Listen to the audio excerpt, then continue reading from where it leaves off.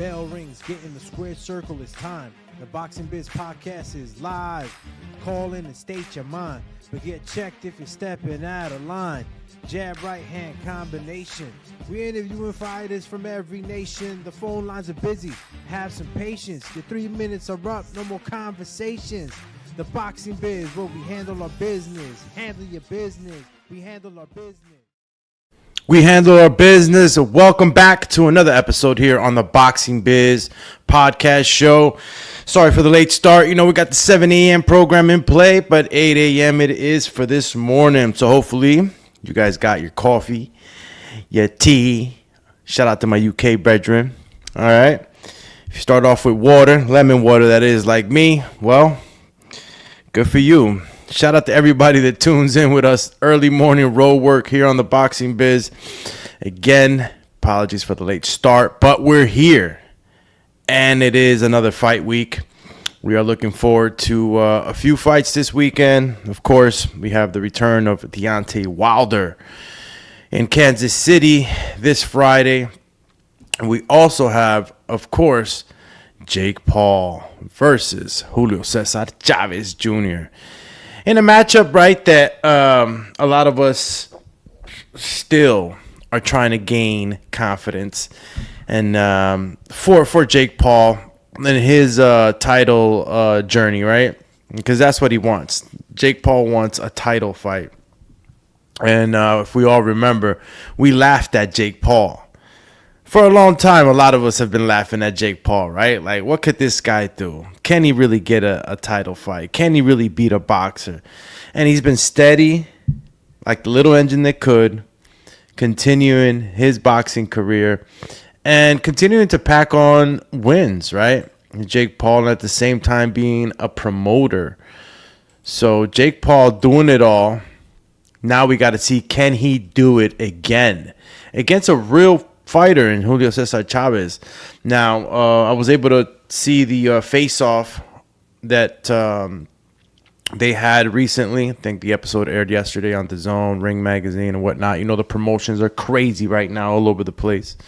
So, I'll talk a little bit about that. Shout out to my man Ryan Hong, first in line for the AM road work here on the Boxing Biz.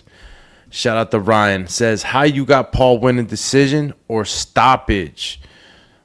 I think Jake Paul, and again, we're going to get into it right now, man. Shit, Ryan Hong shooting from the hip. I did have some, I always love to bring on some sound bites and clips of what's being said between two fighters, right, leading up into the actual fight. And some interesting things were said on the face-off. Clowning, they had a comedian actually come on and do the interview with Chris Mannix as an interpreter, which is pretty cool. I think it was just like, I guess, another play on the promotion, right? Different eyes and something a little different to put things into the lead up to the fight, right? It's pretty smart, actually. Forgot my man's name too, man. The actual comedian, Mexican dude, man. What's his name? We'll get it later. But if you guys do get a chance, take a look at the face-off, the face-to-face Jake Paul versus Julio César Chávez Jr. It was pretty cool. Shout out to Carlos Cruz coming second in line in that road work this morning. Shout out to Carlos Cruz. Says, "Jab, you know what we doing out here." Dematron activated. Activated for the morning. Got all my morning road work buddies, you know what I'm saying? Let's go. Shit, my man Nick Kinderman in the building as well. We got the trio right now. We running right now. We getting that road work.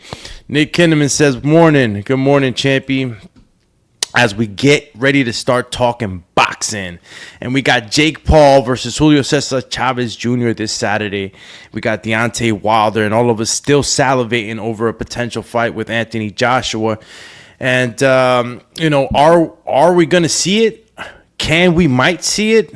I mean, I guess it's going to depend on Deontay Wilder and how he performs this Friday.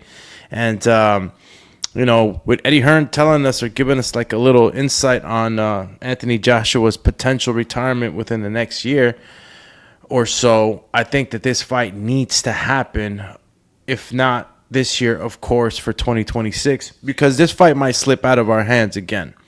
Deontay Wilder, Anthony Joshua, one of the most, I guess, look forward to fights during our time in the last, 8 years or 7 years or whatnot.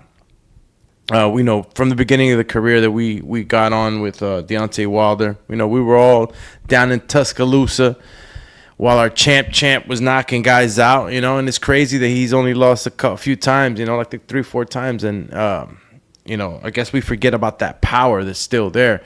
My problem with Deontay Wilder was always that he couldn't adapt all the stuff that he was learning outside of the ring in camp and bring it inside. Every time he came back into the ring, there wasn't an acclimation and adaptation of all the new tools that he was learning. So hopefully we get, that version of Deontay Wilder who still has the power, but can still, manage to get in there, hit you with some body shots, set up punches. I don't see Deontay Wilder winning a fight with Anthony Joshua, going in there and depending on that one shot, right? So I'm always rooting for the American champ.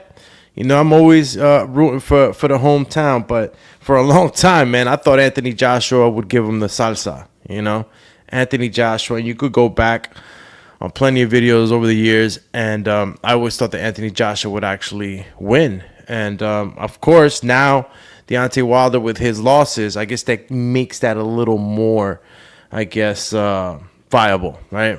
You guys can see that a little more now. Before, we couldn't really see it because of Deontay Wilder's power. But now it's like, both of the fighters have lost. Both of them can take a L. And then Anthony Joshua, we know he doesn't react well to power, right? Power is...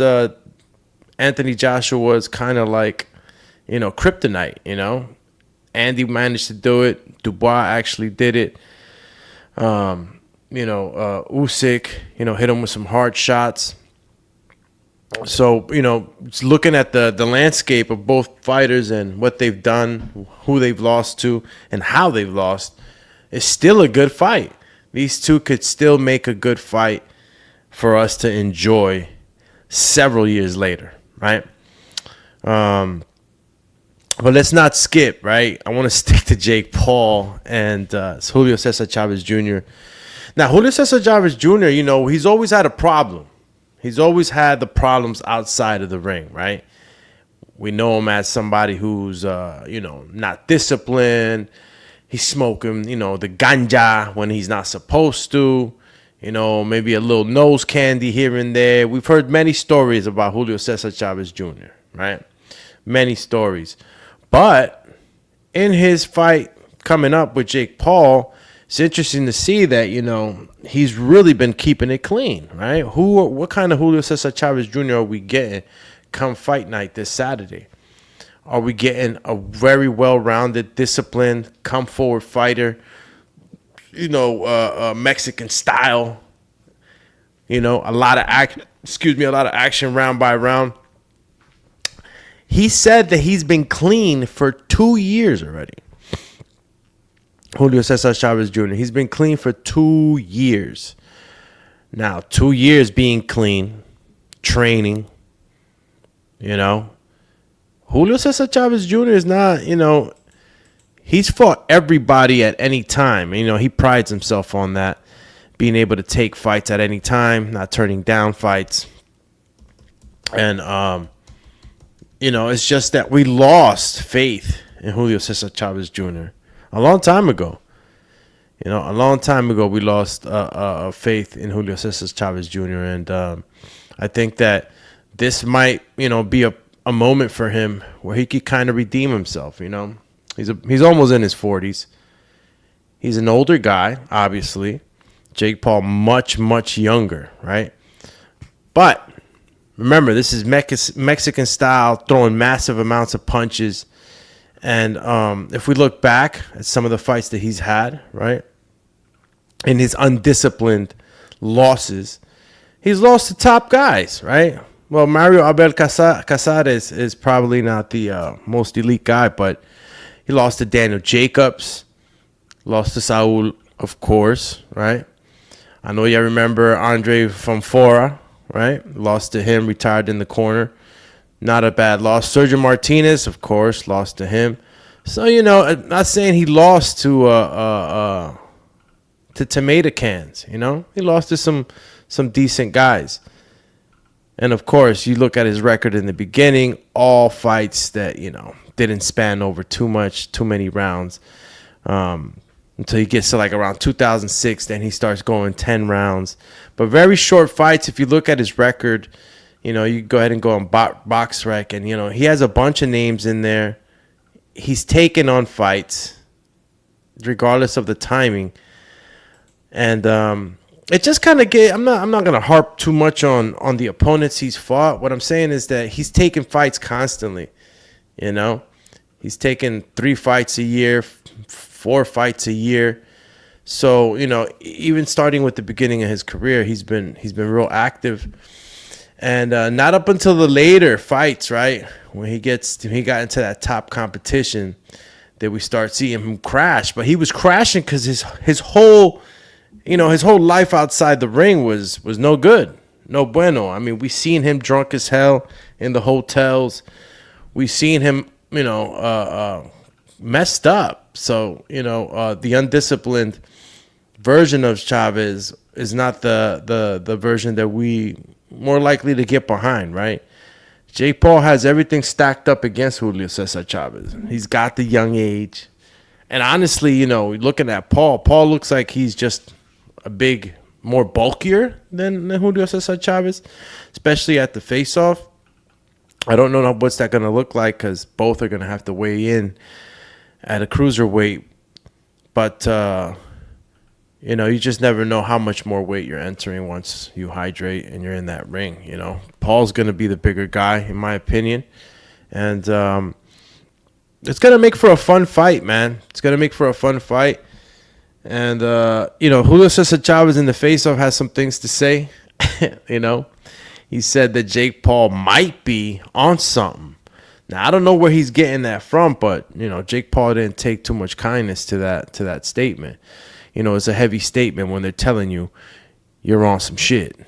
If you're on, if you're on steroids or anything like that, or if the public's perception is that, your credibility kind of gets shot down. So, totally understand Jake Paul being a little bit upset when that comment was said at this face-off. And I'll just play the short clip for you guys so you get a sense of what I'm talking about.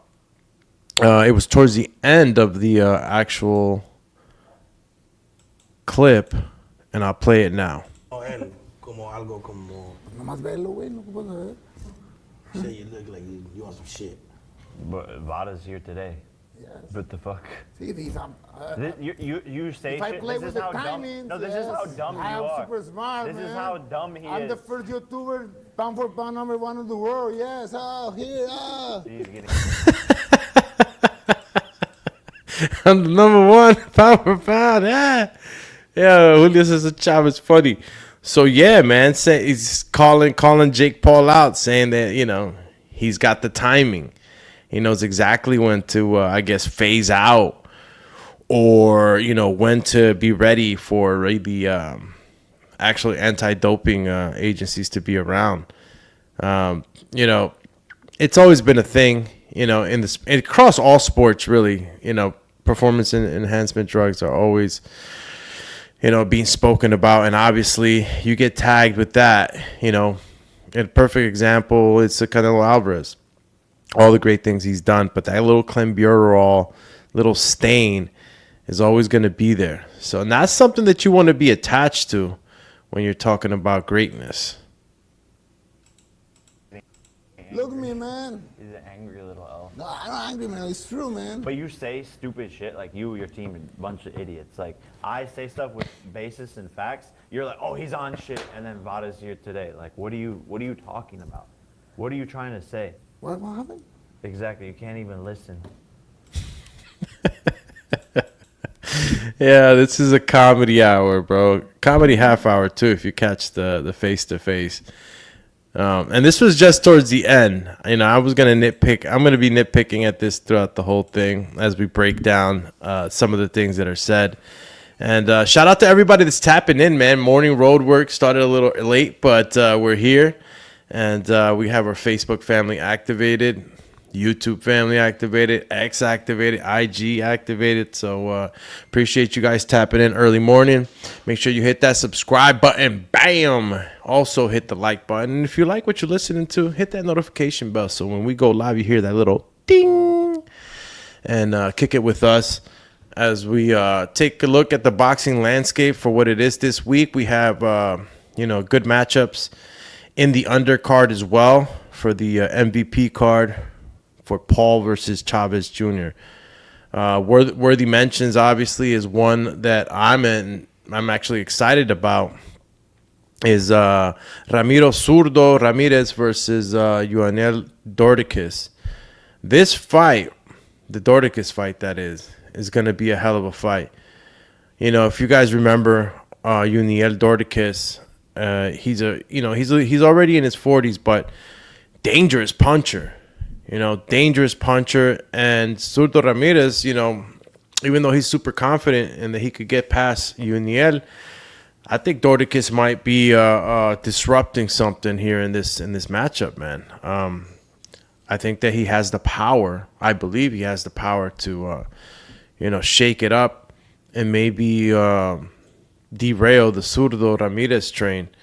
So a worthy mention to catch this Saturday with the, possibility, air quotes, of facing a Jake Paul. Jake Paul really wants this title shot too, man.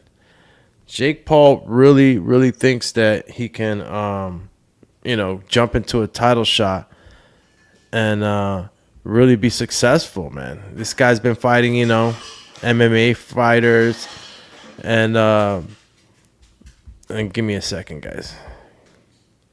All right, yeah, he's been fighting MMA guys, and steady, ramping it up in the boxing competition.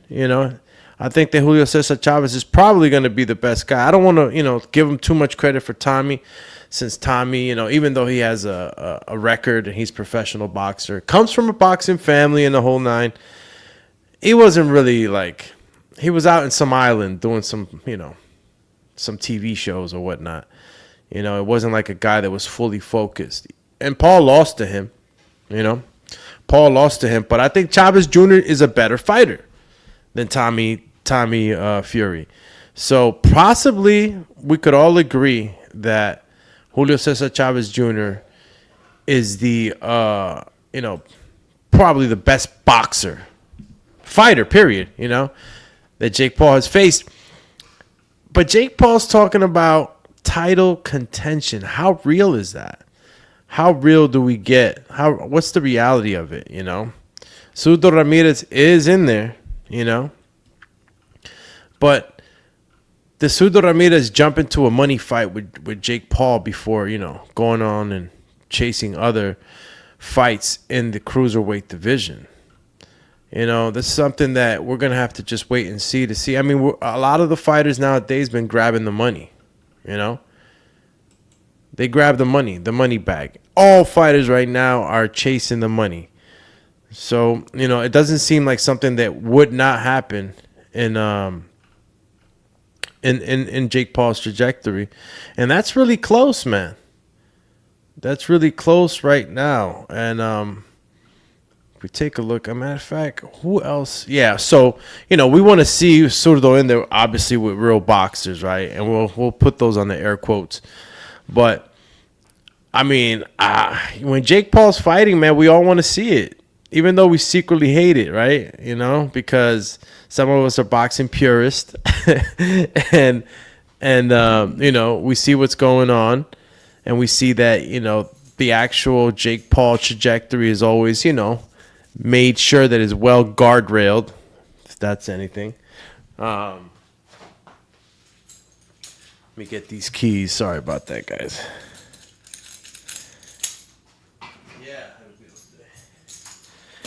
All right, so morning road work. Shout out to wifey. Yeah, so there's other guys that obviously we would want to see in there, right? Opataya, you know. Who else do we got in there as cruiserweights that can possibly be in line to fight a Zurdo, you know?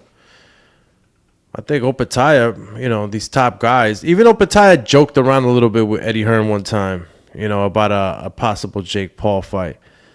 So Jake Paul is in there. They're talking about Jake Paul. Jake Paul's a money fight, man. He's a money fight. But yeah, just kind of tying in Zurdo Ramírez to Jake Paul a little bit. Even though he has his hands full with Dorticos.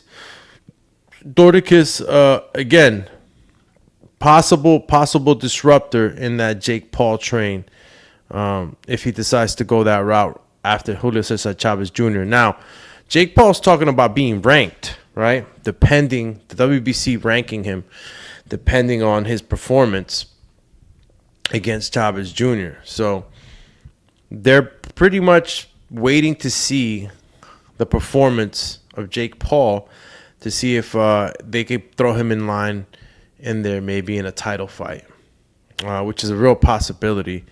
If you really think that Jake Paul is going to... all right, shout out to wifey. Gave me that morning turmeric ginger shot. Been taking these immunity boosters the last week. So if you want to shoot down some of that inflammation in the body, you know, not a paid sponsorship, but yeah, get you one of these Vive Organic Immunity Boosts, original ginger and turmeric. Little shameless plug there without pay. Okay, so let's see what else we could pull out of this. Shout out to Ryan Fraser, Boxing Talk Up North. Chip said, good morning. Wow, did I just hear you say the WC is looking to rank Jake Paul? Yes, Ryan. They're looking to rank him. And we're going to tap into this interview. As we already know what we do here on the Boxing Biz. Whenever we get a chance, we analyze, we break down, and we see what these fighters are really talking about, right? Because a lot of things are revealed in these face-offs if we pay close attention. So, yeah. Can you believe that? Trying to get ranked? I mean, you know, I don't know how much ranking you're going to get depending on how you beat Julio César Chávez Jr., but, you know, money moves, bro. Money moves. Let's see what... all right. Hello, everybody. How's everybody doing? Well, Jake, another big Let's event, get it. Let's take a look at what's going on here. pay-per-view. I know you guys hear the actual volume. Always feeling amazing, man. This is the part I love the most, these fight weeks, and getting to actually go in there under the lights and perform. I think it's going to be a great fight night, a great stacked card, so the fans are going to win from this one. And Julio, we haven't seen you Stack card. or headlining a pay-per-view in quite some time. How are you feeling being back in the mix? Oh, great. Julio looks clean too, man. He looks healthy, This is man. what I want. Look. The big fights, and I'm here, so I'm ready, and I'm very excited. The bro looks in shape, man. Fight basically anybody. You decide who your opponents are going to be. Why was this man? Yo, I like the way Chris Mannix put that. He's like, you can fight anybody you want. You basically pick all your opponents. I don't know. I don't know how Jake Paul felt about that one. Shit. Oh, man, bro. Shout out to Chris Mannix. You could basically fight anybody you want, champ. The right opponent for right now? I think this talk has been part of the conversation, and we've always wanted to fight each other. There's been some shit talk back and forth for a couple of years, and my goal is to become world champion, and the WBA and WBC plan on ranking me depending on my performance. There you go, Ryan. Right out of the horse's mouth. WBA and WBC are planning on ranking me depending on my performance. All right. That's already there. That's already in play, man, to what might and could happen. Bottoms up, guys. Immunity boost shot in the morning. Turmeric ginger. Here we go. Wow. A little spicy, but a nice little kick of pineapple in there. Let's continue. Let's see what else Paul's revealing to us in this interview. And once I'm ranked, then I can go for the title shot. And he's a formidable opponent, former world champion. It's a great test. 10 rounds to get ready for what ultimately will be a world championship fight one day. He called you out a year ago. He was Title fight, So I mean, it's not like he's gonna get a fight immediately after with a champion. It's just to get ranked. He's trying to slowly but surely. Jake Paul's trying to make his way into those rankings, right? He wants to do things right. He wants to make sure that his potential legacy, right, of obtaining a championship title doesn't have any stains on it, right? Or any downplays where you can just say like, oh, he was the money. He wasn't even ranked. Why did he get the fight? You could already see Jake Paul trying to pave the way for his career to look good, right? And that's the way you want to do it. You want to be ranked. You know what I'm saying? Because if you're not ranked, we already know what's moving the move. Money, money, money. Money. So we're going to keep investigating this, all right? Keep chopping this down. See exactly what Jake Paul got, man. Listen, only in America. The greatest country in the world, man. This is America, baby. Let's go. looking for this fight for a long time. Did you take note of that when he said your name? Oh, for sure. You know, I've always wanted to fight him. I've always wanted to fight legendary names in the sport. His dad is one of the best to ever do it. I like building my resume, having the best looking box rec of all time. Yo, it's not even like he cares, like, that you know what he's doing. He's like, bro, I'm building the best box rec profile ever. My boy don't care what you think, bro. He knows what he's doing. I mean, if you look at his box rec, let's look at that shit, bro. This motherfucker, yo, Jake is a freak. Yo, Jake's smart, man. And Nikisa and his whole little crew, they doing shit smart, man. Look at his box rec, champies. 28 years old. Went into boxing at such a late age. This guy's finessing the game, bro. Big time. It's fucking hilarious. Shout out to Ryan Hong. Says this dude a genius. Bro, this guy's finessing everything, bro. He's finessing everything. And he's getting the money. He's getting the money and making, you know, he's just, bro, he's a genius. He's a genius. And to have, you know, the box strike, even though we want to laugh at it, I'm going to put it up. The box strike looks good, man. It's crazy, man, what he's done. I'm telling you. It's fucking bizarre. You know what I mean? But here we go. Let's throw up the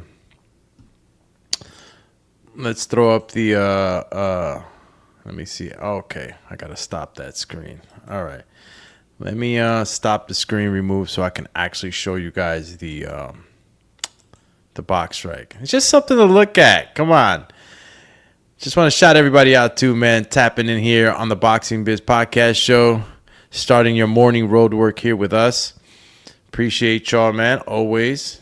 And we're just going to take a look at this box rec, right? Like, what's so special about it, right? He's, and look at it. He has a little 63% KO. Jake Joseph Paul, the problem child, El Gallo. Damn, bro. This guy, bro, how many of us would love to get late in the game and be able to do some shit like that, bro? This guy's doing what a lot of us wish we could do if we had those resources, right? I'd jump in that shit 100%. But look at the box rec, bro. Look at the box rec. The box rec. Last fights he's had. Mike Tyson. Michael Perry. Ryan Borland. I don't even know who that is, so I'm not going to give him too much. That was like him trying to say that he could fight an actual fighter. Andre August. Obviously, not a guy that I'm going to give him too much credit for, but he was a boxer, right? Just he had a good record. Nate Diaz. Besides Ryan Borland and Andre August, the rest of the names are freaking gold. Like, you could, of course, we could dice it up. You fought Nate when he was old. You know what I'm saying? You fought Mike Tyson. You could say all this old shit, but look how good this shit looks. Nate Diaz. Well, he lost to Tommy Fury. Anderson Silva. Tyrone Woodley twice. Ben Askren, who I'll give him a slight credit, right? He's the first MMA guy he fought. You got Nate Robinson, basketball player. And, of course, Aliason Gibbs. Who Gibbs actually went out and actually became a decent fighter, you know, for YouTube at the very least. But yeah, man, Tyrone Woodley, Anderson Silva, Tommy Fury, you know, those are pretty cool names to have on there. But the biggest name, of course, Mike Tyson. You know, you got that Mike Tyson in there. Fuck. But really, man, if you really start to chop this shit up, man, I mean, again, you know, you don't got real boxers in here. There's no real credibility that we can give. Julio Cesar Chavez Jr. is that guy. This is the guy, even though a lot of us feel like Julio Cesar Chavez Jr., you know, has been a slacker, hasn't measured up to par with his father's career. You know, we can crash down on Julio Cesar Chavez Jr., but Julio Cesar Chavez Jr. is official. 34 KOs. Yeah, he's fought a few tomato cans in the start of his career, but he's a real fighter, yo. He's a real fighter. Shout out to Culiacan, Sinaloa, Mexico. Look at his last few fights. Uriah Hall, unanimous decision. Now, he goes on in this interview to say that, you know, he wasn't really trying to perform too high on the Uriah Hall because he wanted to set up Jake Paul to take the fight. And we're going to take a look at those things that he said, too. He lost to freaking Anderson Silva. And that's why you might say that Jake Paul will kick his ass. You're saying, hey, Anderson Silva beat him. Jake Paul beat Anderson Silva. And this is what we do in boxing and fighting, right? Your guy beat my guy, so my guy can beat your guy. We don't know what type of Julio Cesar Chavez Jr. we got in 21. We don't know if we got smoked out Julio Cesar Chavez Jr. I hit a line right before the fight type shit. You know what I'm saying? We don't know what Julio Cesar Chavez Jr. we got during that time. Must have been, you know, an undisciplined fighter. Because if we get a real disciplined Julio Cesar Chavez Jr. come fight day this Saturday, I think we'll get at the very least the best opponent, right? That Jake Paul has faced, and a real threat too, man. Remember, Jake Paul, you know, he's still early in his career, you know, and what I mean by that is that, you know, he adopted boxing at a late age. You know, you can have all the resources, you can have all that stuff, but you can't buy experience. You can't buy that timing, right? That actual in-ring experience. So, you know, even though he has a great team and he's able to get, you know, resources and the trainers and, you know, the cryo, you know, he has the resources, Jake Paul, to be able to kind of expedite some of the things that, you know, some fighters wouldn't be able to do coming up. So he has the ability to, you know, close that gap in that way. But honestly, man, it's just so much experience that Julio Cesar Chavez Jr. got in here. So much experience. And I just don't see how Jake Paul is going to get past all of that with an actual focused Julio Cesar Chavez Jr. You know what I mean? Cut the clowning. Cut the clowning, right? Let's say we're getting a real Julio Cesar Chavez Jr. in here who's really trained, who's really focused. The guy who went 12 rounds, you know, this guy went 12 rounds with Canelo. Yeah, he might have been beat by Anderson Silva, but he went 12 rounds with Canelo, bro. You understand? He went 12 rounds with Canelo. So, you know, was he more concentrated? Was he more fought when he fought Saul Canelo Alvarez? Maybe. But it just goes to show you that the timing in Julio Cesar Chavez Jr.'s career has been a little, kind of valleys and peaks. So I can't really say that because Jake Paul beat an Anderson Silva means that he can beat Julio Cesar Chavez Jr. Timing and also outside life discipline is going to always affect a fighter's performance. And I think that right now we're getting a 2-year clean Julio Cesar Chavez Jr. You know what I'm saying? No rails. No blunts. You know what I mean? No drinking. Says that he hasn't drunk. They offered him a drink. He got no drinking. Jose Garcia. Shout out to you, Champy. Jim. Buenos dias. Appreciate you stopping by and starting off your morning road work with us as we tap into this weekend's fight. Jake Paul versus Julio Cesar Chavez Jr. And, of course, this Friday we have Deontay Wilder's return, Kansas City, against Tyrell Hedron, if I'm not mistaken. And we'll get more into the Deontay Wilder as we chop up this interview with Jake Paul. And it was a what's it called, face-to-face? You can catch it on The Zone, or you can just go to YouTube. Most Valuable Promotion also has it there, right? Plenty of stuff to talk about this morning as we get into a bunch of stuff. I mean, Turkey Al Sheikh too, man, with the undercard. You have potential Jared Anderson versus Miller, Big Baby Miller. And just a bunch of stuff that's going on all at the same time. I can't believe that, the promotional side of or the promotional arm of what Turkey Al Sheikh is doing for the sport, man. It's a huge arm, man. This promotion for Canelo Crawford has been big. And even though the fight seems like it's, the fight is out like about two months out, maybe. It's about 2 months out. Well, we got July, August, September. Yeah, about two and a half months out. And it feels like the fight's like next week. That's the feel that I'm getting for Canelo and Crawford. Shout out to Nick Kahneman. Says Chavez Jr. was a champion at 160. Isn't this fight at 200? Huge weight difference. Excuse me. Not to mention how many years ago was he a champion at 160. I see this as another carefully selected opponent for Jake. And shout out to the champy. What do I do here, champy? Let me see. Nick Kinnaman came in here like Mike Tyson. Nick Kinnaman came in with the facts. Champ. Well, at 160 pounds, obviously, look at his frame.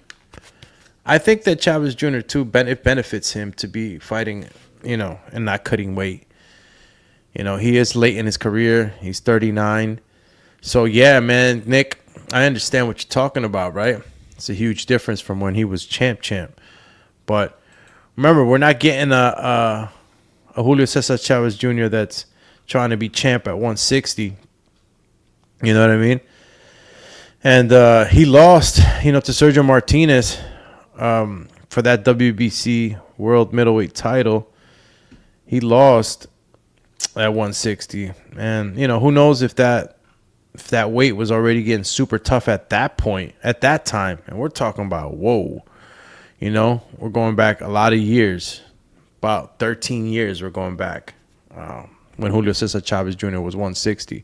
So, we're going back that long. We're talking about a 26-year-old Julio Cesar Chavez Jr. Yeah, he was making that weight. He was younger. But that 160 pounds isn't fitting Julio Cesar Chavez Jr. anymore, bro. He had to go up in weight.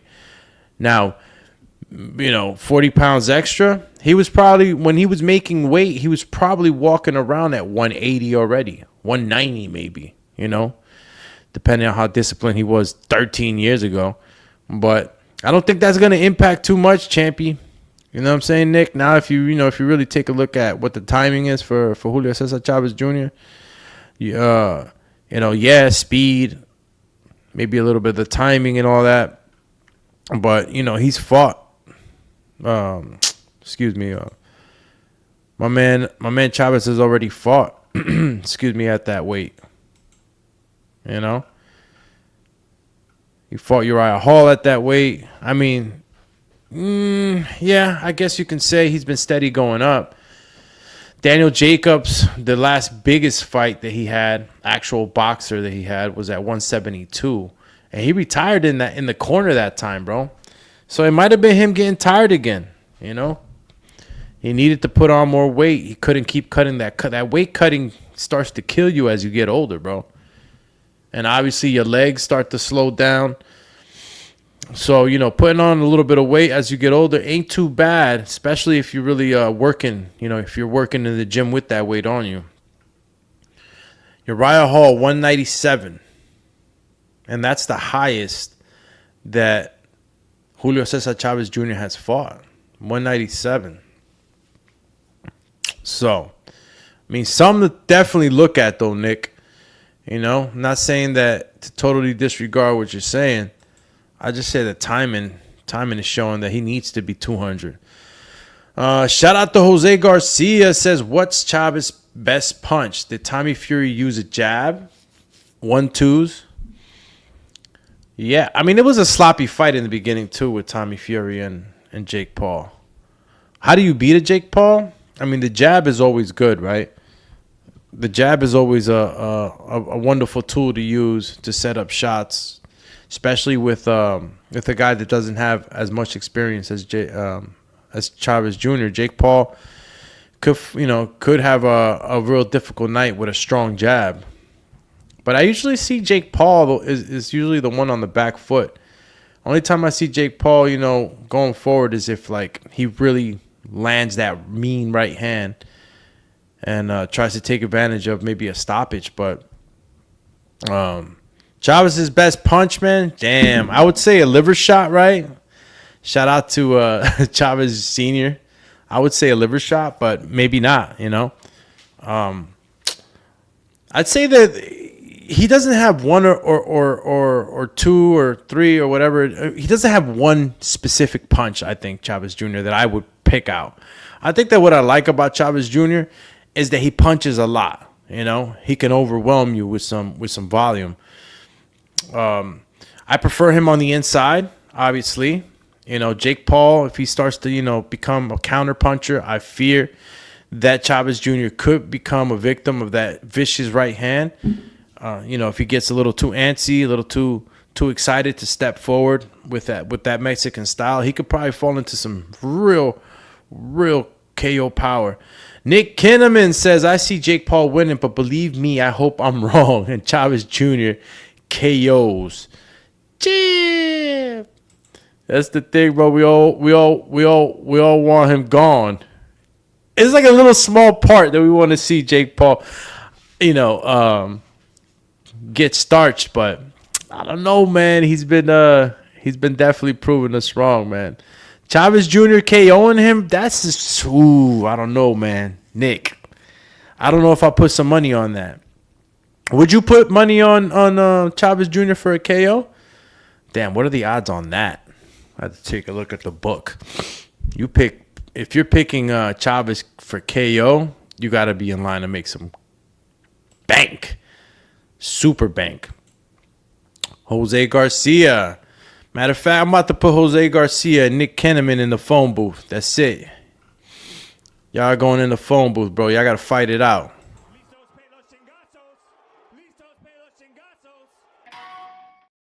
All right. Jose Garcia, Nick Kinnaman. Listos pa los chingazos. Jose Garcia says, Nick, you don't want the Jake train to continue? You don't think he's good for the sport? Damn. Well, I'll tell you what. I jumped off that train a long time ago. Jake's doing what he got to do for his career, bro, but he brought mad attention. He brought just so much attention to the sport. Yeah, I left that train a long time ago. He definitely brought... And look what he's doing for women's boxing. Even if he loses, bro. You came in, disrupted the game, got super bank on several fights already. Sold out. I mean, like, Jake Paul could literally stop fighting tomorrow and still be somebody that will be remembered in the sport of boxing for a long ass time. Bro, he's unique. He was a disruptor. He was unique, bro. We'll remember him for a long time. And honestly, like, yeah, I want him in boxing for sure. I want him in boxing. As long as he keeps putting on these dope ass cards, these women cards too. And I mean, he has, both women and men in his cards. I'm just saying that, like, he's done a lot for women's boxing in the last couple of years. So got to give him his dabs. Okay, Nick Kinnaman still in the phone booth here. I don't mind the Jake train, LOL, but he's still annoying. I like seeing annoying people get knocked out. Damn. I'm not going to lie to you, champ. I feel the same way. Finish him. Champ. All right. Just ferocious. Want to get ferocious. Jose Garcia says, Nick, I'm with you on that. All right. That means both of you are out of the booth already. A little quick 1 minute, 2 minute, maybe 3 minute round y'all had in there. Cheer. Carlos Cruz Castillo says, cheer. I really hope Junior is coming to redeem himself with boxing and not for a payday. Honestly, that's what I worry about, Julio, just coming in here for this payday. A lot of us feel like he's coming in here for this payday. I felt like that up until this interview. I got a better sense of what's going on. I mean, he was saying it in the first press conferences, right? That he was, focused. He's training. He's overall super clean. He was referencing, his father also. César, Julio César Chávez Sr. was also saying, hey, listen, my son right now is focused, and you got dad there vouching for him, you know what I'm saying? And I don't know if that was just a play on the promotion. Maybe you could tap in with that on the chat, but I felt like, you got your father there. I'm saying, they had a little bit of beef in the past, right? Chávez Sr., being a little bit upset on the unfocused career, right? And the name that Chávez Jr. was dragging to the ground for a little bit. But Senior feels like right now he's official. He's training. He's clean. He's actually training on time.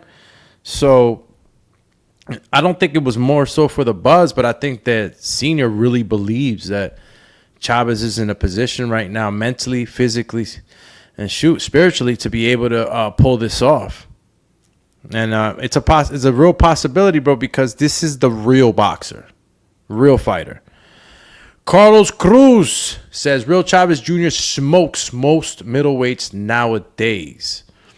The real Chávez Jr. And we could take a look at that, boxing landscape for the middleweights. I don't know about all that, champion. The middleweight division right now. That 160, man, you got Janibek right now. Only thing he's smoking Janibek is that Kazakhstani and ganja. He ain't smoking Janibek. He ain't smoking Irlandi. He ain't smoking Carlos. He ain't smoking none of these dudes, bro.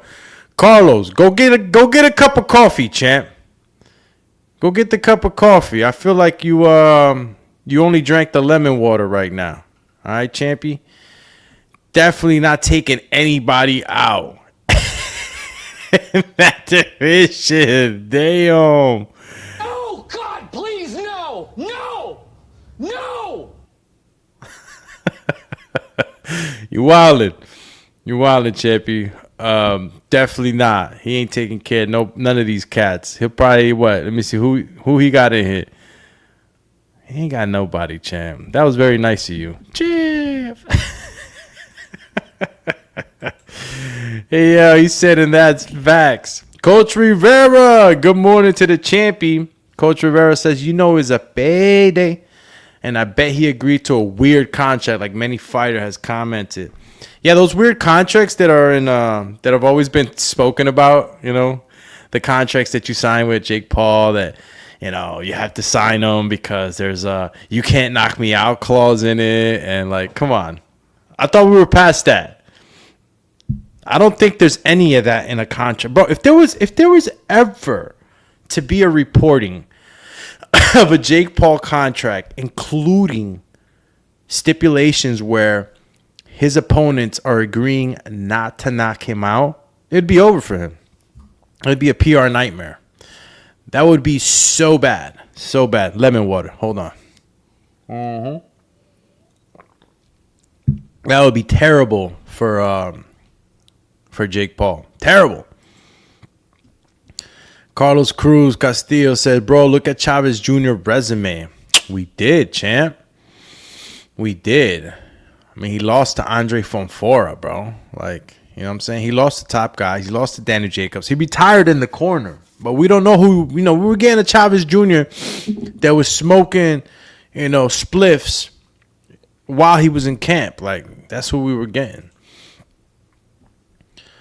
Jose Garcia says, Carlos related to Chavez.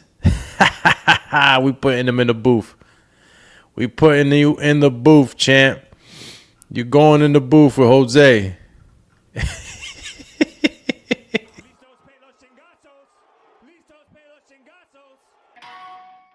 Listos pa los chingazos. Let it rip. Shout out to everybody tapping in with us, man, on Facebook, YouTube, IG, X. Appreciate y'all in the morning road work here on the Boxing Biz podcast show, talking Jake Paul versus Julio Cesar Chavez Jr. Can he do it? Can Julio Cesar Chavez Jr. stick up for boxing and take out Jake Paul, the problem child? We'll see as we, lead up to this weekend. It's only a week left, man. Less than a week, actually. Jesus, we're already on Wednesday. Damn. Wow, 3 days. Fight day. Crazy how the weeks are just passing by, bro. Glad I have good boxing.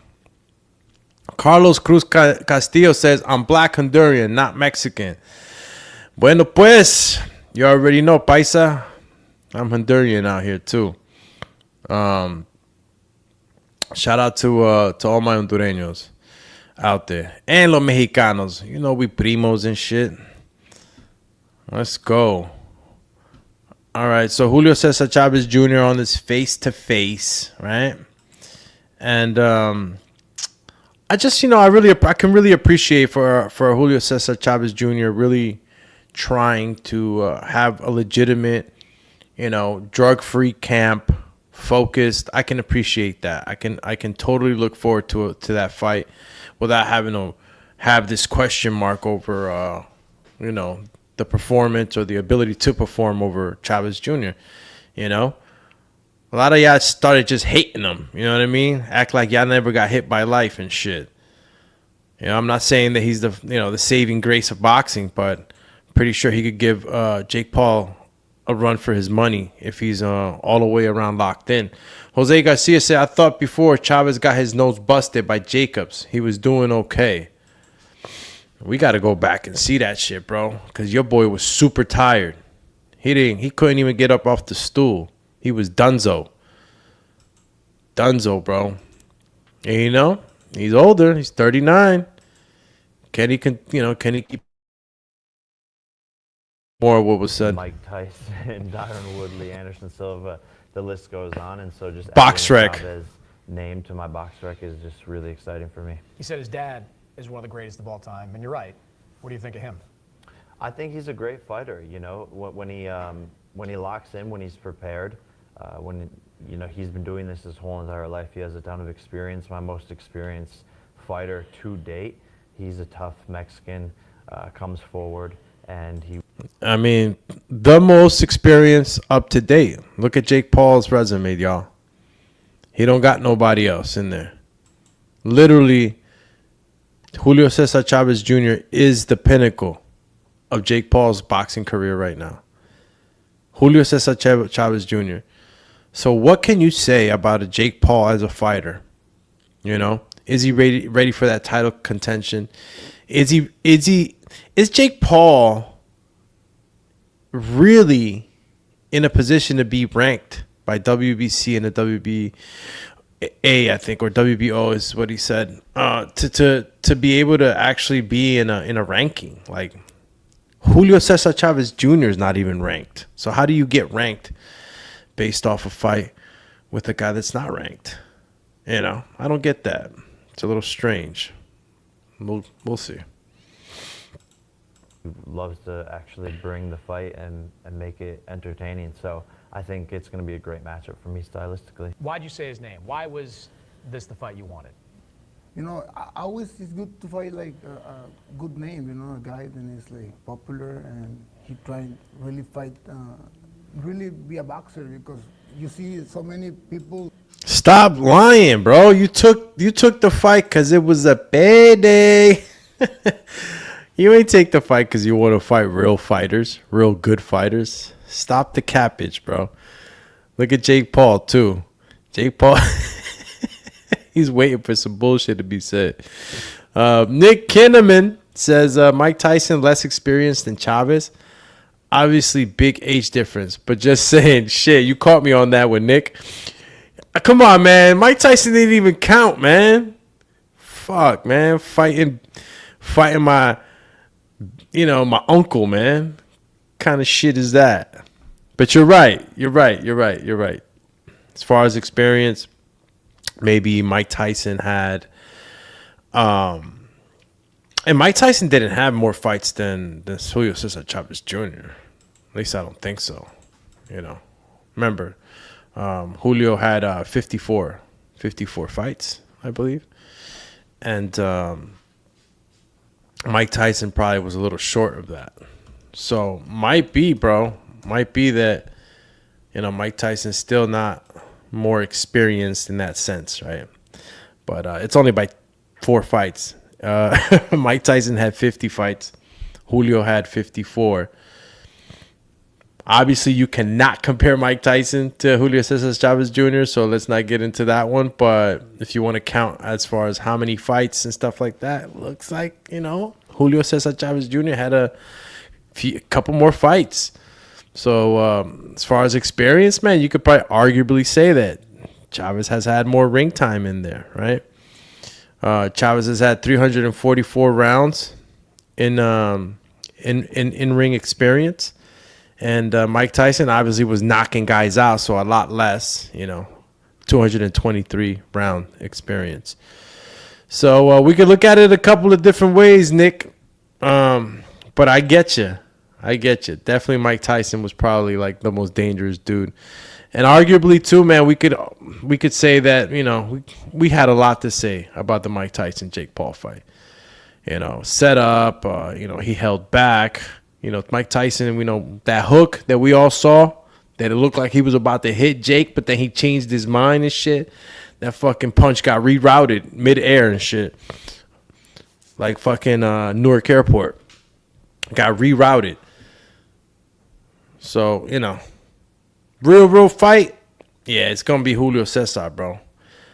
Not Unk. Unk wasn't even supposed to be in the ring, man. Shout out to Mike, man. He living it up with that 108 million viewership record. Yeah, Nick Kinnaman says, yep, I guess you're right. Chavez is more experienced. Carlos Cruz says, quality of fighter from the Tyson era were more competitive than juniors in today's boxing era. Yeah, those are good points. Again, comparing like resumes, not even comparable, right? Mike Tyson was just fighting monsters, and he was taking them out a lot different. So those 50 fights look way different than Julio Cesar Chavez's own 54. So we can't really speak too much on it. But we can say that Jake Paul's facing a guy that's had a lot of fights, right? Entered to the ring and, tried to box, but it's different. He tried after his YouTube or whatever he make in the past. So he's now a real boxer. So, what other fight I can have rematch with the Canelo or no another big name, but I think Jake is the perfect opponent for me. And a rematch with Canelo, bro. We do not want to see that at all. 12-round fight. Ain't nobody want to see no Julio Cesar Chavez Jr. with Canelo, bro. That shit's gone. I don't even know why he said that. that he had possible fights. Fuck out of here. Shit's crazy. Did he really just say that? Can't believe that. Shout out to the Bright Light Report. Damn, I see you shining over there, champy. Says Haney versus Norman Jr., 147. Who do you think would win? Even though Brian Norman Jr. is the new hot thing on the block, you know what I'm saying? Even though he just annihilated Jin Sasaki. And kudos to Norman, too, man. He actually kept in touch with Jin Sasaki. Saw an interview earlier that, you know, they messaged each other. They actually talked to each other. Jin Sasaki's okay after getting lit up by that storming Norman left hook. And again, even though Norman Jr. is the hot commodity right now, right? I don't think so, bro. I don't think he beats a Haney. Simply because I just know what kind of boxer Haney is, right? Remember, we're never gonna get Devin Haney going in there with a guy like Brian Norman and decide to trade. It's not what we're getting. You understand? So I got Devin on that one. And if it's different, when are we going to see that fight? You know, there's a lot of talking, you know, going on with Bill Haney and Debo Dev. You know what I'm saying, in their hit list. But I don't know how many guys on that hit list really they really want to see. But since it's been spoken about so much, you know, if it does happen, I'm gonna have to go with Dev. Not that I love what Norman's been doing. But, you know, to figure out the Dev Haney Da Vinci Code and trying to see how you're going to beat that guy. Yo, you gotta have ultimate legs to beat Devin Haney. Like, you got to have ultimate legs, bro. And, you know, Ryan Garcia was able to beat him. You know, I'm not saying that Ryan was truly on Ostern or not. That's for them to debate on. Even though I could have my own opinions on it. I didn't think so. Because shit be happening in the sport. But, you know, Ryan Garcia was able to knock down a Devin Haney because Dev decided to fight. You know, Dev decided to stand in there and trade with a guy like Ryan Garcia. So, you know, I'm pretty sure we learned our lesson in trading, you know, deciding to trade with big punchers. So if we're expecting something different from Dev ever, we're not getting it. All right, we're not going to get that. We're going to get Dev Haney, the Dev Haney we've always had, just stronger, a little faster maybe, a little less weight drained, right? Because we all know he's big. But he'll be doing just fine at that. Haney, man, that's a long version of my answer, Bright Light. Hope you put that on the Bright Light Report. Chee! Jose Garcia says, I don't know what was more disappointing, Jake versus Mike or Floyd versus Manny. Damn. Brought it back to the Floyd versus Manny. What was so disappointing about that? Besides the fact that we got that shit way too late. Like, way too late. I was like, damn. Yeah, man. Floyd versus Manny. I mean, Jake versus Mike was really disappointing to me, bro, because that's just not what I wanted for my legend, bro. You know? That's not what I wanted for the legend. I actually was fearful that he was going to get knocked out. Mike Tyson would have got hit with that right hand, bro. It would have been over. Honestly, I don't care. You know, I love Mike Tyson. He's Mike Tyson. But, bro, I just kept thinking about how sad it would have been if Jake would have knocked out Mike. Yo, Mike would have went straight to the gates. Straight to the gates. He would have been talking to Peter.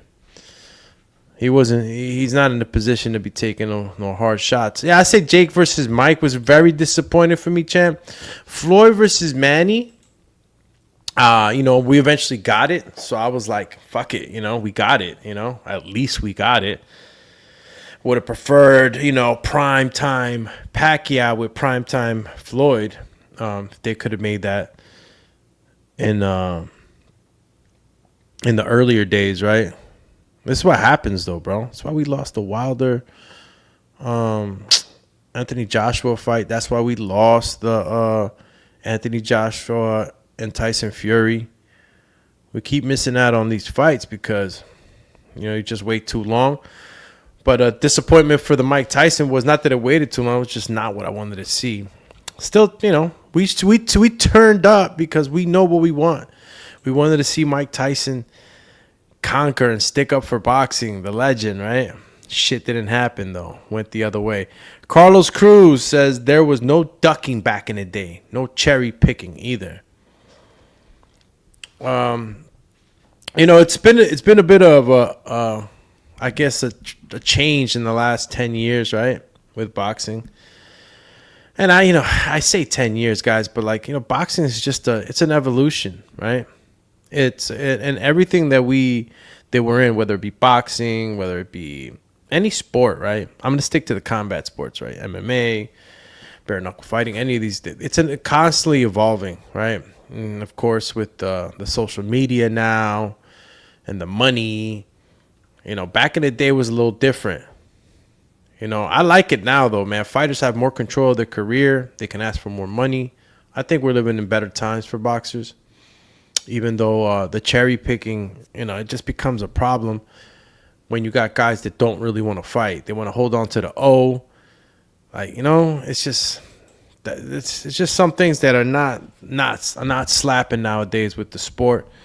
But, my man Turkey Big Bag Alex Sheik coming through. No more Tom and Jerry fights and all that. And that caused a lot of, blowback from some of the fighters that fight defensively. So, the pressure's still on to make sure you put on a show. And now Turkey got that bag. What, you going to say no to the bag? Go fight. Go fight. Ryan Hong. Yo, Ryan, man, you got to let me know where you got that big-ass bear, bro. That avatar is crazy. Bear is one of my favorite animals, too. That's low-key. I know you're going for Canelo. Ryan Hall says Norman would violate Haney. Damn. My bro said violate him. Why? And I'm just ferocious. I want your heart. I want to eat his children. Yo, I don't know about violate him, bro. I don't know what you mean by that, Ryan. Violate him how? How he's going to get past all that defensive shit? He's going to have to be looking for him all 12 rounds. Jose Garcia says most anticipated boxing, Floyd versus Manny, Dooms. But like you said about Haney, we know what we get with Floyd. Shoulda known. Shoulda, woulda, coulda. We know what we getting, bro. Sometimes the thing is that sometimes we try to get past certain things that we know is not true, right? We're trying to look beyond of what we really know. Come on, man. We know boxing. We know boxing, bro. We know boxing. It's just sometimes we're like, maybe we get this. We're hoping to get this. Got to see it for what it is, bro. No more bullshit. We got to see past this this veil. This social media veil, bro. A lot of us get caught up in this social media veil and shit. We're not seeing it for what it is. Just see it for what it is. Like my man DMX said. If it's a rat, it's a rat. You know what I mean? If it's a dog, it's a dog. You know what I mean? If the dude's a liar, he's a liar. See him for what it is, man. Carlos Cruz says, champ, if Jake Paul would have KO'd Mike, he for sure would have gotten all the fights he says he wants. I believe the fight was fixed. Bro, he would have knocked out Mike Tyson. He would have had the streets coming for him. It was in his best interest, Jake Paul, not to knock out Mike Tyson. Even though he probably could have, right? Probably could have. I don't know those weird contracts that y'all be talking about.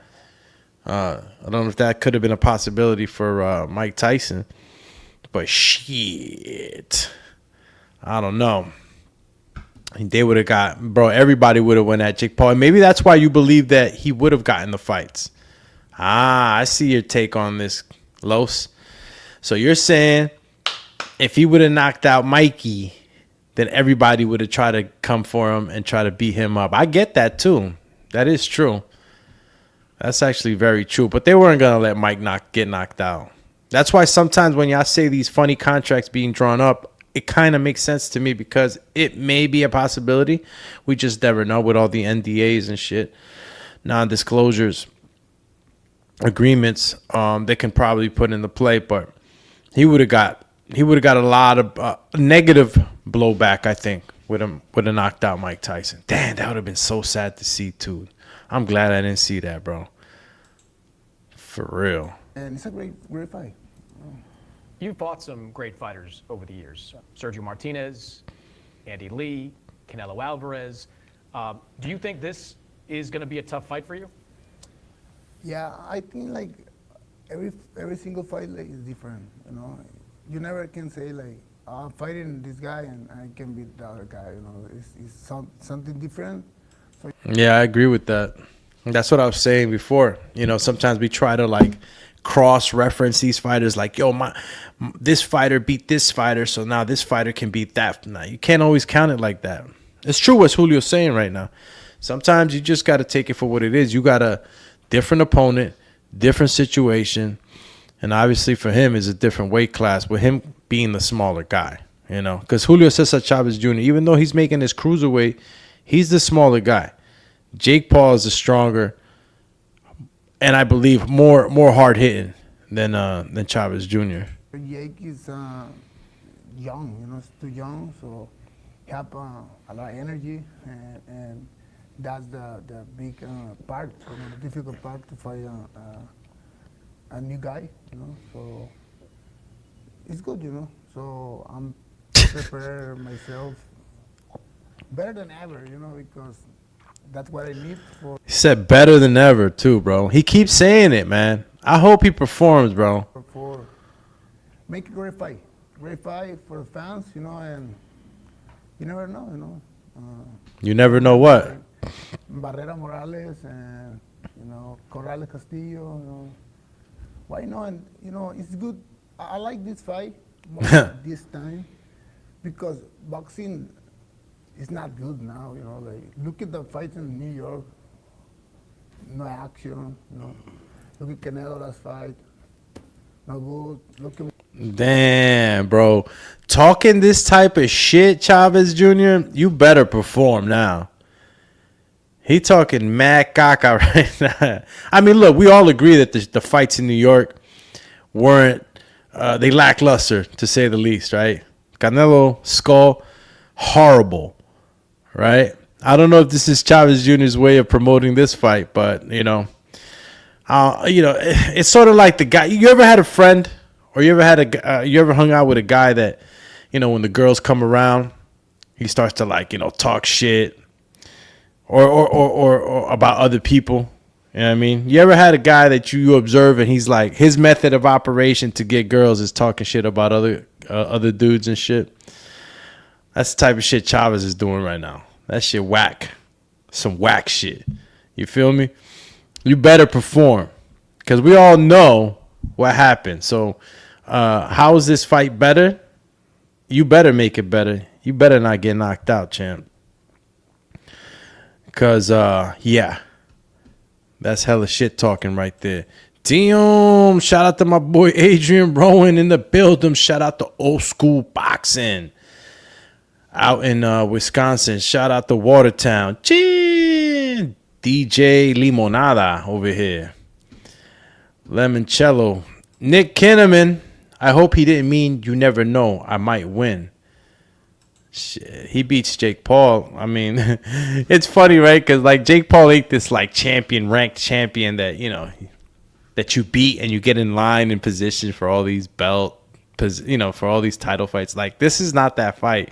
But if Chávez Jr. manages to beat Jake Paul, Chávez Jr.'s career is going to kind of shoot up right now, bro. There's going to be other guys that are going to want to fight him.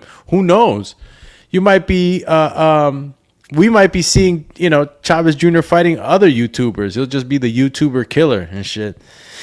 And possibly, you know, become like a hero for boxing. And if he continues to... Chávez Jr., if he beats Jake Paul, he could literally make a career off of beating up YouTubers.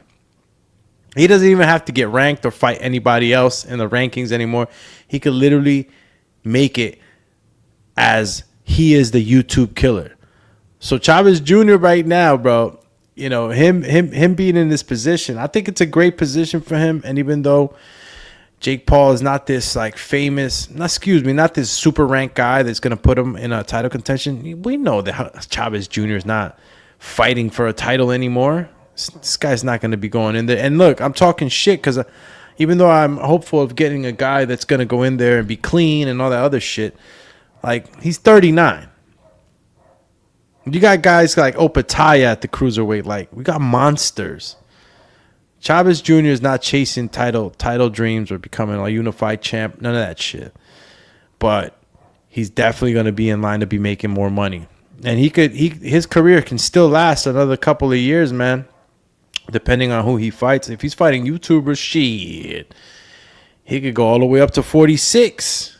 Look at Manny Pacquiao, 46 years old. He's on the way back. Fighting Mario Barrios and shit.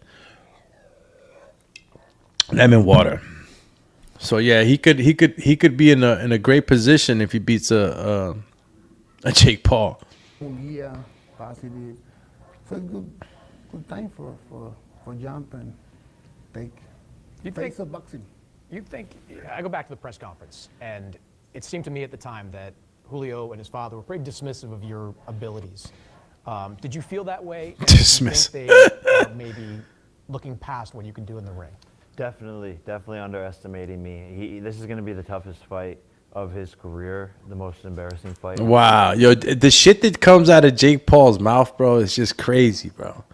Like sometimes, like I know you gotta have confidence in yourself. I know that you gotta be able to, have self confidence and belief and speak the way you speak. But Jake Paul. Sometimes, man, like it's going to be the hardest fight he ever had. Harder than Daniel Jacobs? Yeah? Like, what do you mean? Of his career, he's going to be exposed. He's going to realize he's easy work. And I don't even think him and his team know what's going on. His head coach over here is like, oh, yeah, we watched Jake. He has 7 pro fights. And I think these guys don't know what they're getting themselves involved in. And I see the sparring partners they're bringing in, and it's just no one that can match what I'm capable of in the ring. And it's going to be a very upsetting night for him. Damn, Jake Paul hinting at those spies, bro. Jake Paul got spies everywhere. When you sparring, man, I remember going down to Deontay Wilder's camp, man. And a couple of other camps, bro, that I could think of off the dome. They would lock up sparring. There was, like, if you weren't part of the camp or the affiliates that were allowed to be in the camp during sparring, you weren't allowed, bro. Because obviously, this is chess, not checkers. And you got a couple of cats that will, be moles and shit, trying to be in the camps, trying to, gain information for the other side. And Jake Paul is definitely hinting at that. He said, the guys you bringing in ain't doing nothing like I'm doing. Like, how do you know his sparring partners? How you in there? That's what I'm saying, bro. This fucking shit is crazy, bro. You fighting this fight outside and inside the ring. You gotta worry about spies and shit. Damn. Shout out to Nick Kahneman. Says, I hope he didn't mean you never know I might win. Read that. This is true. Carlos Cruz says, I really hate to say it, but he is saying the truth. Any Jake Paul fight had more action than the Times Square and the Canelo fight back in May. It was fucked up. It was sad, man. I really expected a lot more from the New York fights, man.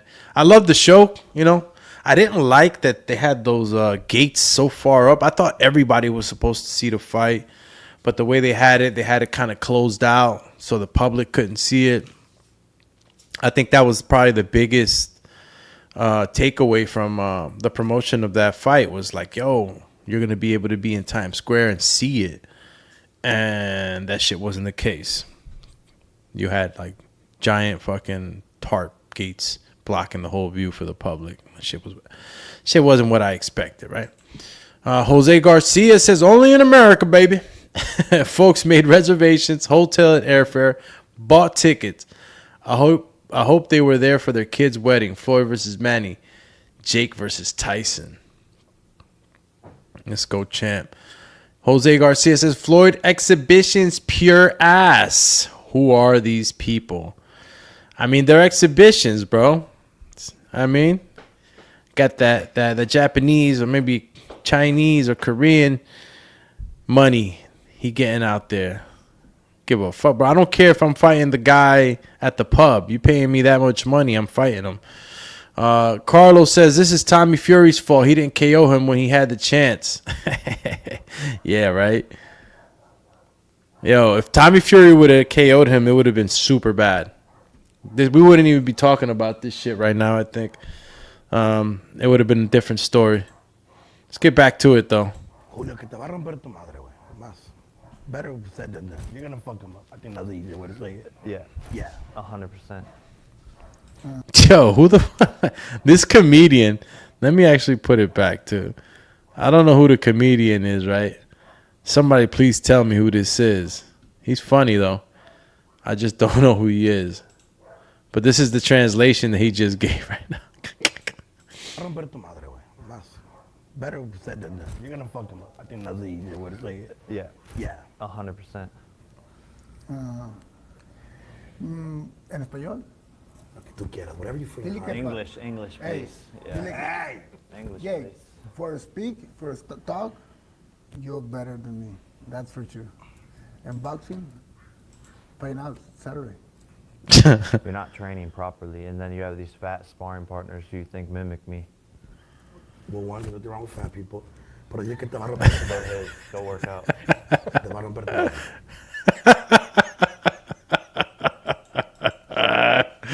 He said, "Be careful how you talk about fat people." Shout out to the homie, man. I don't know who he is, bro. He's a comedian, but that was funny. And Jake Paul keeps talking about he's not training right. Like, bro, I don't like that shit, bro. How you got spies in my freaking camp, bro? If I was Julio César Chávez Jr., I'd be bringing in fake sparring partners. I'd be sparring and I'd be taking like exits out the back gym, getting into a black limo car, going to another gym, training there. Like the shit you got to go through to, have a fair fight, man. You got people coming to check you out. Fuck. That may be Jake Paul. Jake Paul's worried, bro.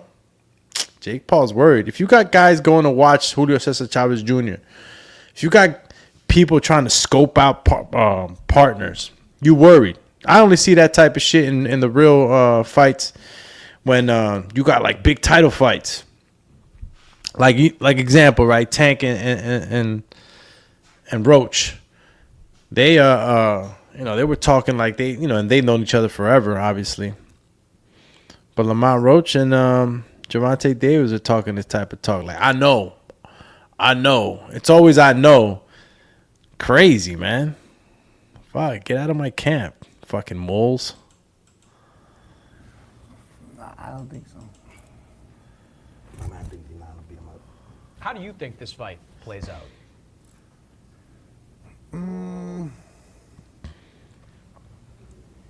I break him down, He's always the young man, the stronger guy in the ring.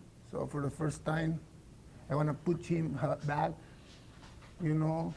and make him work, extra work. That's my strategy. Is not about my sparring partners and nothing. That's shit. It's nothing. So make my fight. It's my style. Like be fast, strong, work to the body. Like Lo voy a marear. Lo voy a marear. Well, first he's going to make you dizzy, and then he's going to knock you out. You're basically just an. Bro, said his sparring partners ain't shit. That don't matter. Kind of does, though. You know what I'm saying? I kind of been in the sport of boxing enough time to say that sparring is probably the most important part of your camp. So I don't really understand what Julio César Chávez Jr. meant by that, saying that, the sparring aspect of it is shit. You just got to be fast. And I mean, I guess you could probably say because he has the experience, right? Been training forever. I guess that, you could probably, I guess, cut corners maybe on the type of part and sparring partners you're bringing in, depending on what kind of regimen you have, during training camp. You don't want to beat up the body too much. Excuse me. If I'm Julio César Chávez Jr., I'm 39. I don't want to get beat up in sparring either. So, but still, sparring is important. So for him to say that, sparring, that the sparring was really, that's not important and shit, that's a little surprising to me and a little worrying. Because if show me your sparring, I'll show you, how well you could probably perform in the ring. That's what sparring is, how you're going to perform in the ring. So if your sparring partners are shitty, that's not giving me a good insight on what you might do in the ring come Saturday, bro. I ain't like what Junior just said right now. That shit'll change the betting lines type of shit. You know what I mean? Let's finish this off. Not as good, Mike Perry. Oh my God, man. This is a heavy bag, man. Mike Perry. What do you do? What do you do? Look, let me see. Fight like this. Like Rocky, man. It's unbelievable, He's strong, He's strong. He takes punches. And the same way. That's the thing. That's what you're not. Man, come on, man. And you know it too. I see it in your eyes. I see it in your eyes. If you think like that, man, you're already loud, I don't know. I like to see the fight like. Yeah, if you think like that, you already lost the fight, champ. You already lost the fight. Come on, bro. We can't compare Mike Perry. What kind of shit is that, bro? Y'all know who Mike Perry is, right? MMA fighter, turned bare knuckle fighter, turned, I think, / half promotional owner or company owner of one of these bare knuckle fighting outfits. Like, you can't compare Mike Perry to a Julio César Chávez Jr. Definitely not. Talking about he comes forward. Bro, y'all go back and see this Mike Perry fight, man. Fucking shit was a disaster, man. Mike Perry was trying to learn boxing while he was fighting Jake Paul. Shit was not slapping at all. So, yeah, definitely don't agree with none of that shit he just said. Carlos Cruz says, yeah, they not doing what Paul does because they're real boxers. Adrian Rowan said, Jake Gate. Yeah, bro. Call him Jake the Snake Roberts. The Jake Gate. Yeah, man. Definitely not. Don't compare Mike Perry to Julio César Chávez Jr. Fucked up on that one, Paul. Mike Perry versus Tyson, man. Maybe it's a great fight, man. Can sell a lot of pay-per-views, And maybe I go with Mike Tyson. You were critical of Jake fighting Mike Tyson. Did you have a problem with that? We all had a problem with that shit, man. But I never liked to fight like Elders. Yes, nunca me gustaría hacer eso, por lo que yo los respeto. Yo entiendo el dinero es importantísimo, por supuesto que es un negocio, pero no sé. Pienso que me hubiera dejado ganar por Mike Tyson. Yo, Chávez said he would have let Mike Tyson beat him. Yeah, he would have beat the shit out of you for sure. Yeah. So he doesn't believe in elderly abuse, is what he's kind of saying. He said he understands the money, but he doesn't like that a young man is fighting a 60-year-old. Sí, que yo me hubiera dejado, pero. Yeah, that he would have let himself get his ass whooped to an old man and great action. Like What's crazy is Mike lasted 8 rounds, and you're not going to last that long. So you could say all these things. Nah, now he's saying he's going to knock him out in under 8. Paul's been like, Jake Paul's been, playing that Mystic Mac role for a while, calling right from the beginning of his career too, calling the rounds that he's going to knock these guys out. I don't know if this self-belief, which is totally fine, right? You can believe all the shit you want. I mean, it doesn't mean it's going to happen. But to be in under 8 rounds, come on. That's that's a statement right there to be able to, knock him out or take him out in under 8. He already put the pressure on himself. And I guess he loves that shit, man. Jake Paul loves that shit. Either that or he's just so confident in these opponents that he's cherry picking, right? And he must know things that we don't know. I mean, he knows what sparring partners. He knows, gosh, man, if you got that much advantage, of course, right? Of course you're going to be in a position to, in a higher position to win. I don't know if I like so much of that, bro. You know, all that fucking camp watching and all this other shit. Now he's saying he's going to knock him out in under 8. Things about Mike, but it's going to be a quicker and shorter night for you. Which I know you like. I know you like quitting and giving up. So the thing is, like, when you have like a Yo, I just got to put back the face, bro. I got to show you guys. If you're watching visual and if you're tapping with us, man, on IG, shout out to you guys, X, YouTube, Facebook. Appreciate everybody tapping in with us on the morning road work. We had a late start to the program today at 8. We're obviously tapping in at 7, but, you know, we go out into the road work even, or if we are late, we get it in. So I appreciate you guys for being patient and tapping in. Tappity tap. While I'm saying this tappity tap, tap that like button. Smash that like button. Huh? And while you're at it, subscribe if you haven't already done so. Tell a friend or tell a friend about the program. And if you like what you're listening to, hit that notification bell, man. I know these calls to action probably sometimes feel a little redundant, but, you know, this is what I do. I am on YouTube and all these other platforms. Spent time here with you guys talking boxing. And we're trying to just grow the community, the platform. And the way we do that, man, is with you guys. You know what I'm saying? I'm up here for you guys. So appreciate it when you guys do this and tell a friend about the program so we could get in here, grow this community. We could do more fun things, get interviews on here, open up the little black book to try to get the actual, you know, fighters and boxing promoters, managers. You know how we get down, and see if we can get more insights across the landscape of the sport we love, right? Boxing. Whoa, shout out to Jennifer Caraballo. Says, good morning. Good morning. Shout out to Jenny, man.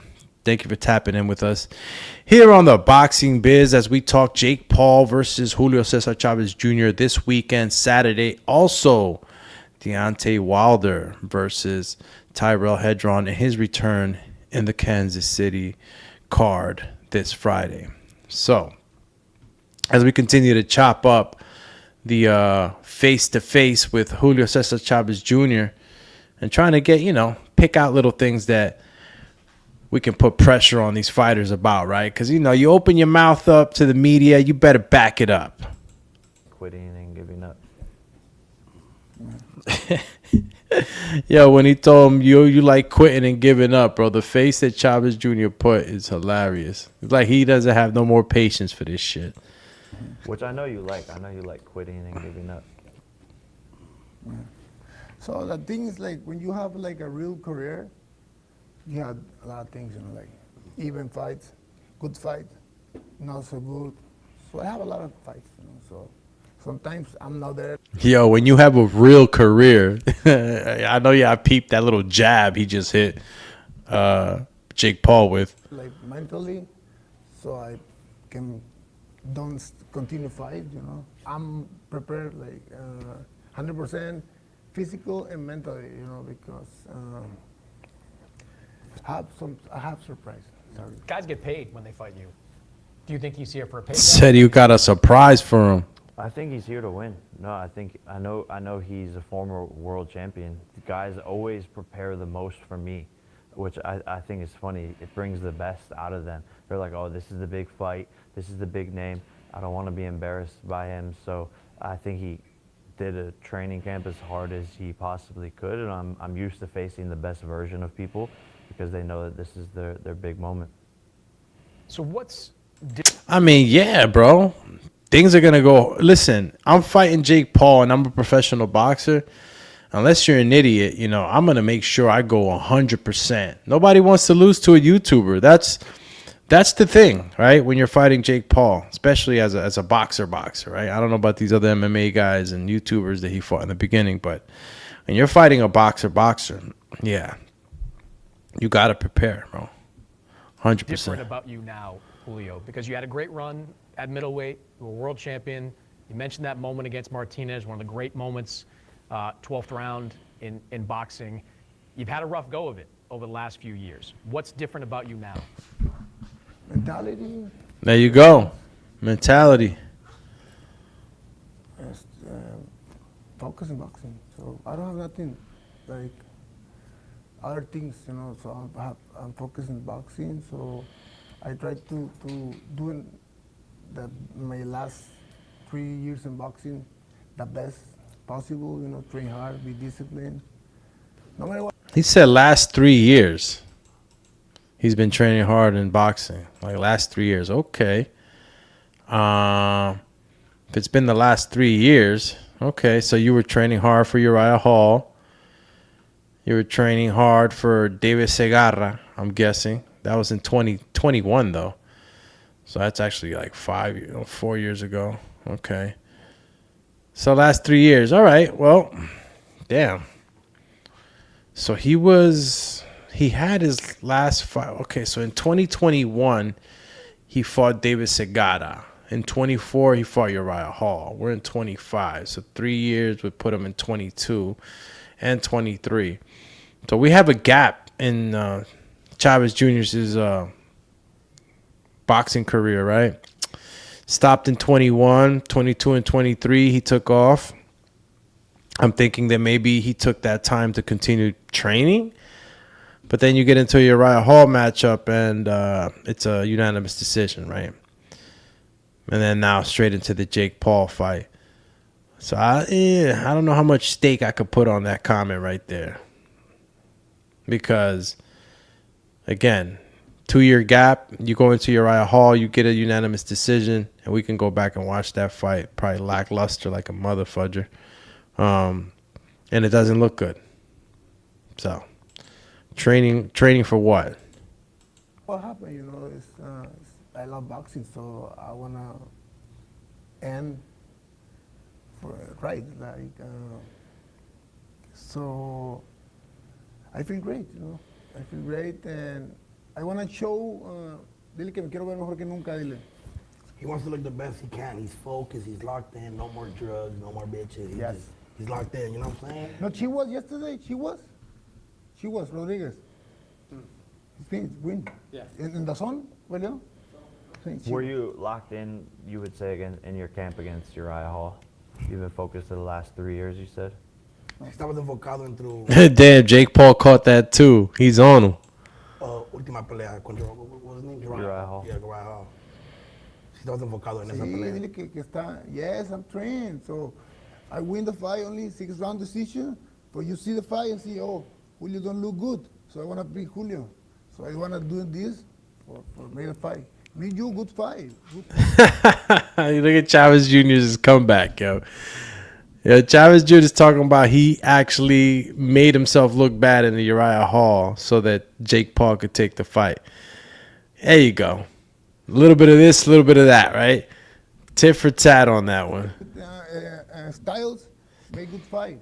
Yes, but still, I'm a little better than you.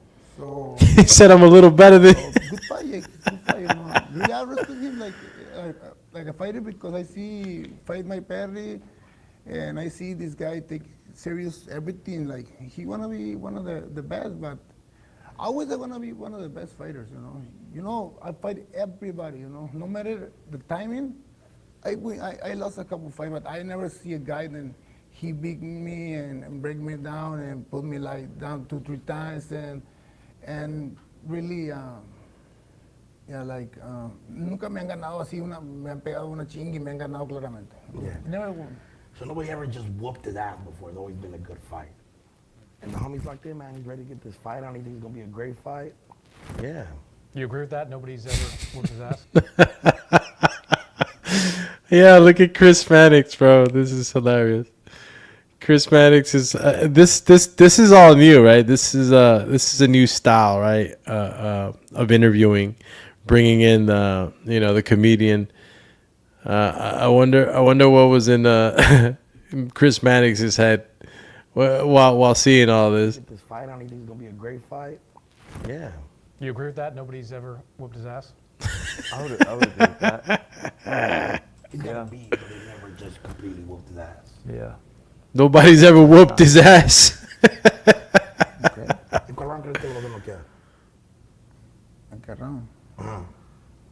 Nine. Knock him out in the ninth round. You know, I think that's one of the things. He lost with Tommy Fury. So that's guy. Ninth round knockout prediction. You think you're better Wow. Of course, man. Of course. That's no question, man.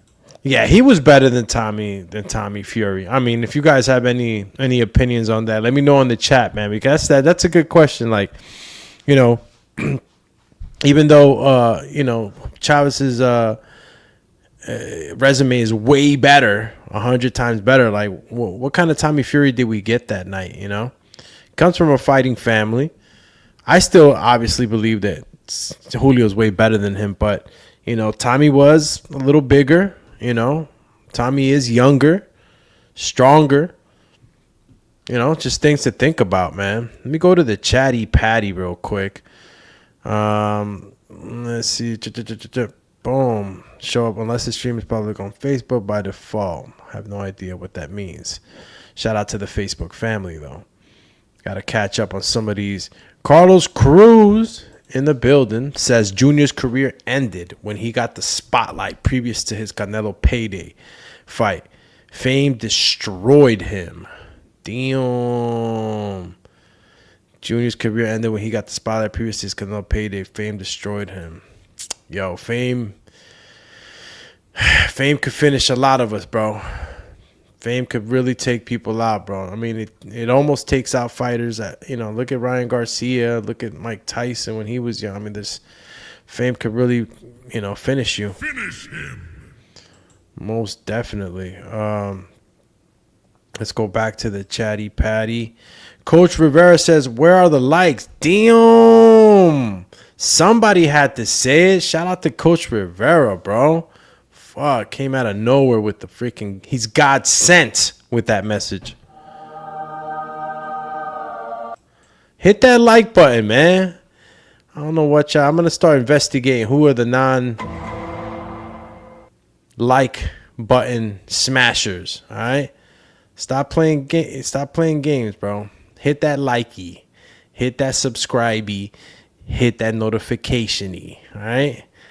We're in here early morning. Stop playing. Jam. Let's see where we're going. So, okay. Let's go back to the comments. Hold up. There we go. Nick Kinnaman says Fame would probably destroy a lot of us. Shit, you said it, bro.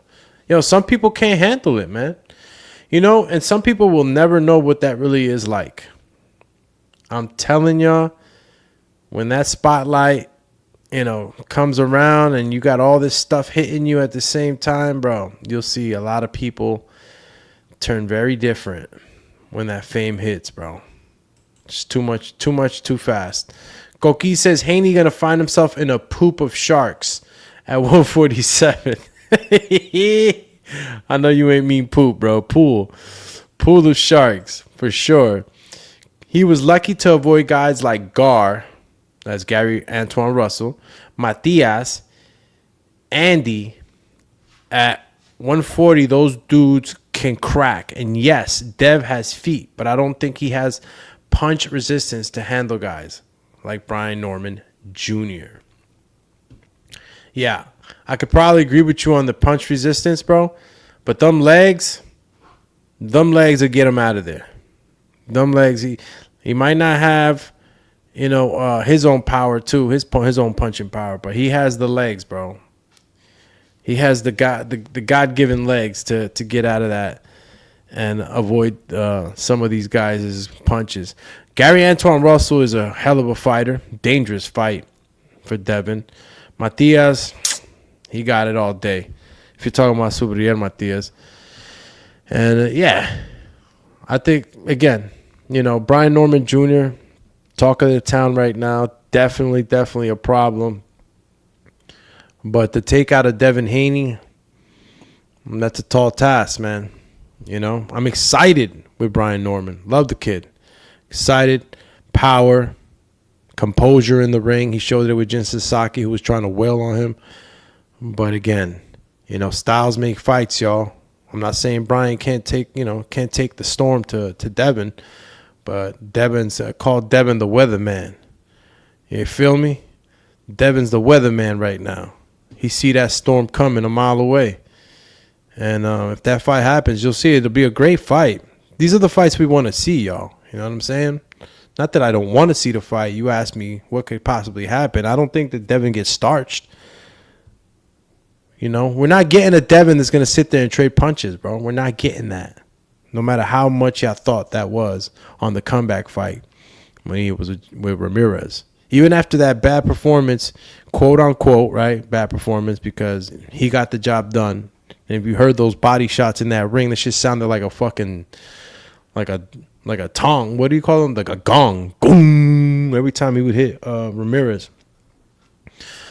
So he's got the ability to get in and out and cause problems with anybody. Just Devin got the legs, y'all.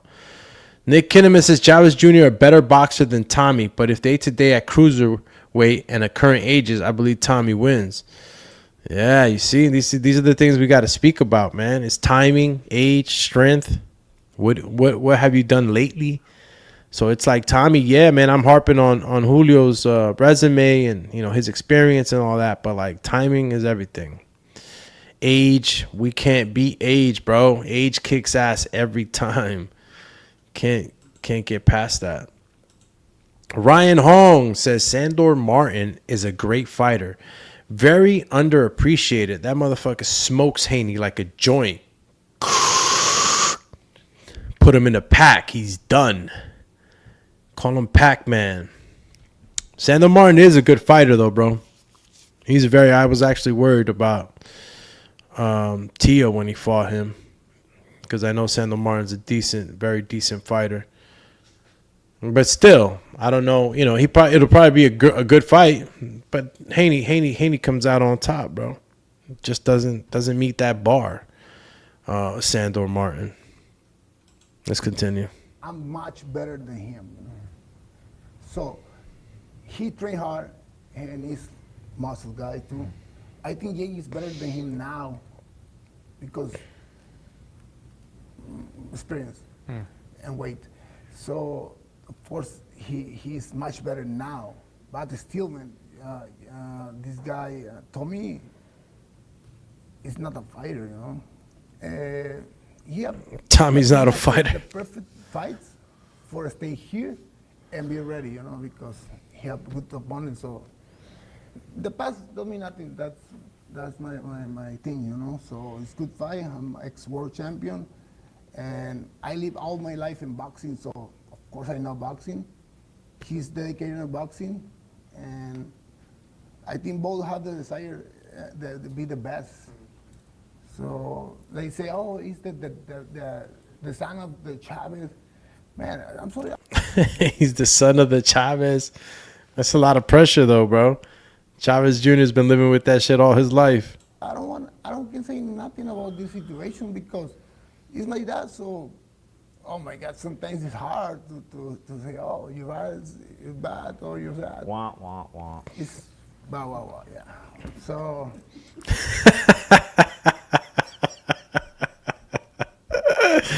Ah, shit, man. Yo, there's always some fun shit to watch, man, in these face-offs with Jake Paul, bro. The way he be talking to these dudes is that YouTuber clowning shit, man. Clowning them. Look at this shit. Oh my God, sometimes it's hard to say, oh, your eyes is bad or you're bad. Wah, wah, wah. It's blah, blah, blah, yeah. So, it's, Es difícil oír al nombre. no, like a mí me vale madre. You don't give a fuck about his dad. He's his I own don't care, person. man. So you don't love your dad? He didn't say that. See, man. Yeah, see, this is where the interpreter kind of fucked up there. The homie's a comedian, not an interpreter. All right. He did not just say he don't give a fuck about his father. He didn't say that. He said, "Me vale madre." Let me interpret that shit, matter of fact. So they're asking him if he, if there's a lot of pressure. They're asking Chávez Jr. if there's a lot of pressure living under his, his dad's shadow, right? And Chávez is saying, pues a mí me vale madre, I don't really care about that. But this dude, which I still don't know his name, says that he don't give a fuck about his father. That's not what he said, champ. Fall back, small back. Let's do it again. So you don't love your dad? Si quieres a tu papá. A mí me vale madre. A mí me vale madre. I don't care, man. So you don't love your dad? Si quieres a tu papá. I think he loves his dad. Fool. Si quieres a tu papá, ¿verdad? Oh, wait, the papa. Oh, wait, the papa. To wait the pop. What do you think about his dad? I didn't say anything about his dad. I just asked him if he loved his dad. You want, quieres saber si quieres a tu papá. Can you imagine a situation where you quit? No. He said he wouldn't be here if he didn't love his dad. I fuck him up, yeah. Do you think there's any chance you can lose to this man? No, man. I don't, so, Damn. He said there's no way you losing to him, bro. Oh, shit, bro. Yeah, I had to clear that up, though, man. That's not what he said. everybody have chance, but it's not. No, I don't see any like. If you work, I just don't I don't believe see you. man like I just don't say believe like, you. oh man, look, Julio, I go to the right hand, so I don't think so. He can catch me with the right hand, so it's Yo, that right hand is dangerous, though. you know, It's all about that right hand for if you were to lose, Jake would you Paul. quit boxing forever. yeah.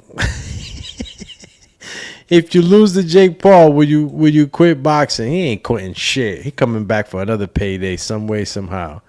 Look at him answer this shit. If you were to lose him, would you quit boxing forever?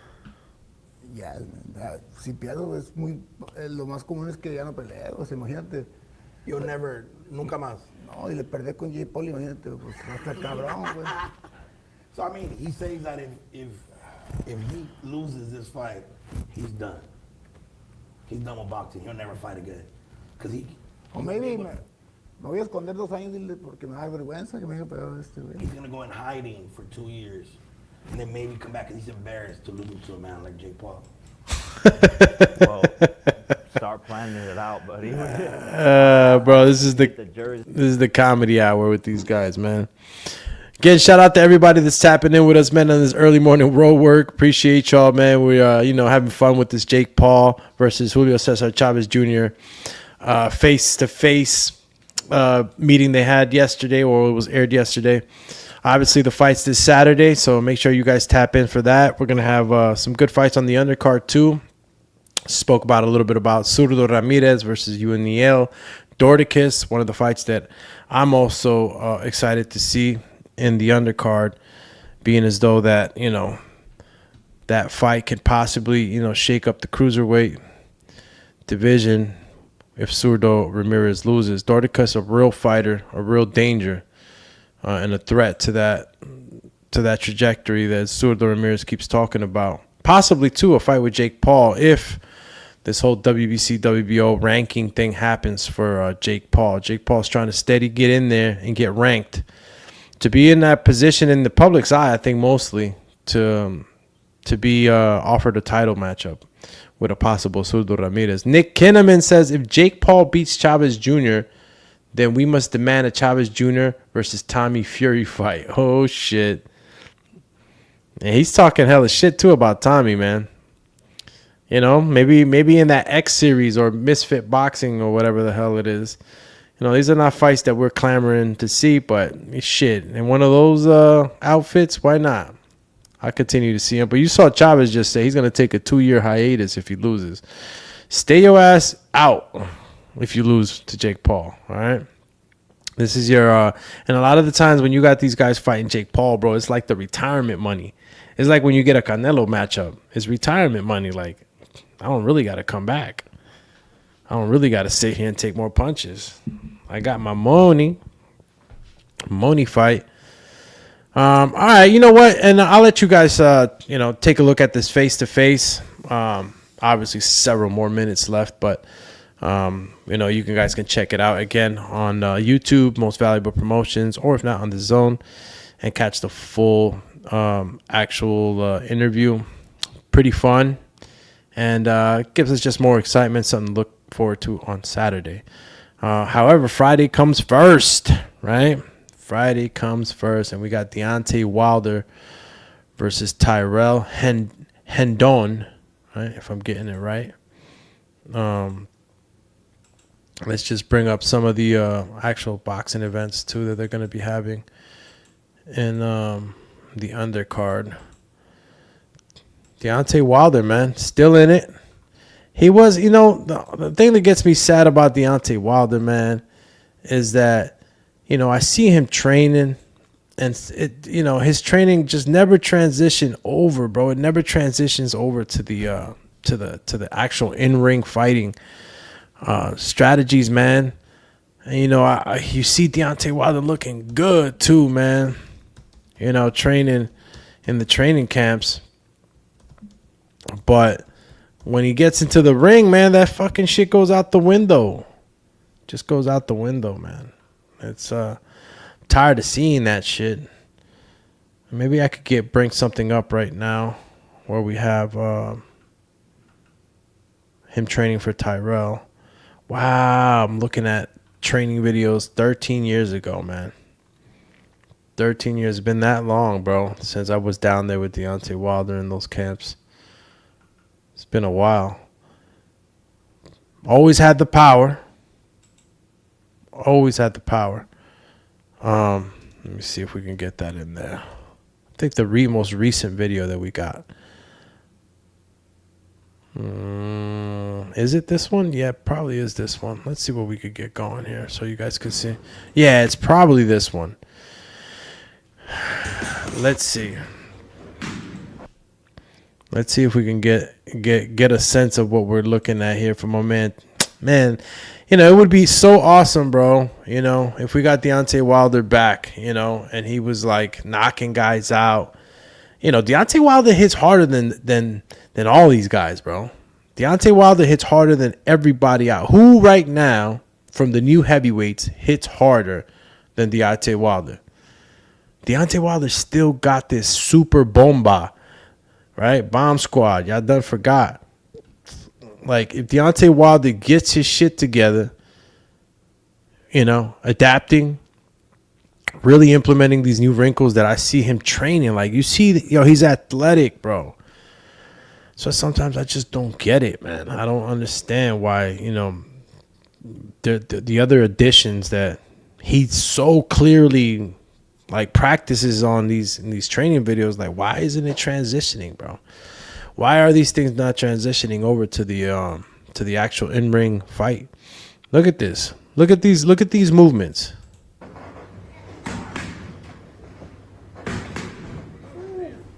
Look at this. Look at that body shot.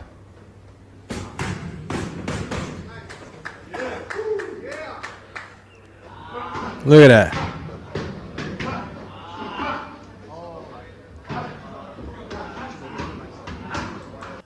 Like, y'all seen this? And for y'all that not seen it, shout out to Nick Kinnaman. Bomb Squad. I got to get that Bomb Squad soundbite in here. That was one of my shits. I don't got it now.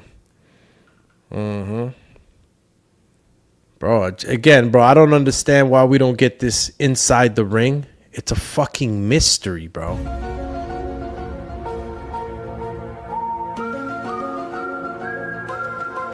Like, where does it all go once the bell rings?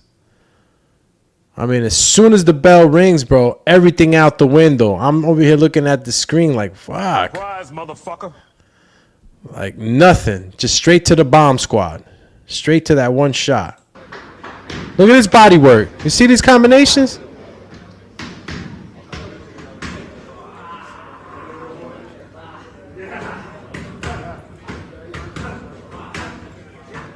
Combination punching.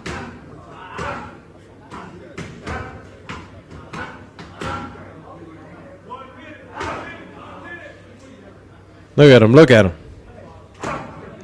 Pivots right. Look at that shuffle.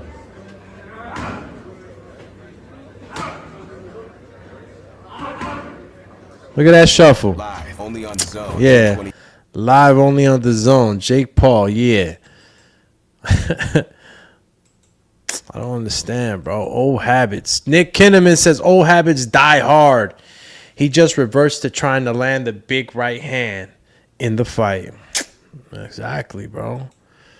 Trying to get that Wilder that's moving and grooving like this, man.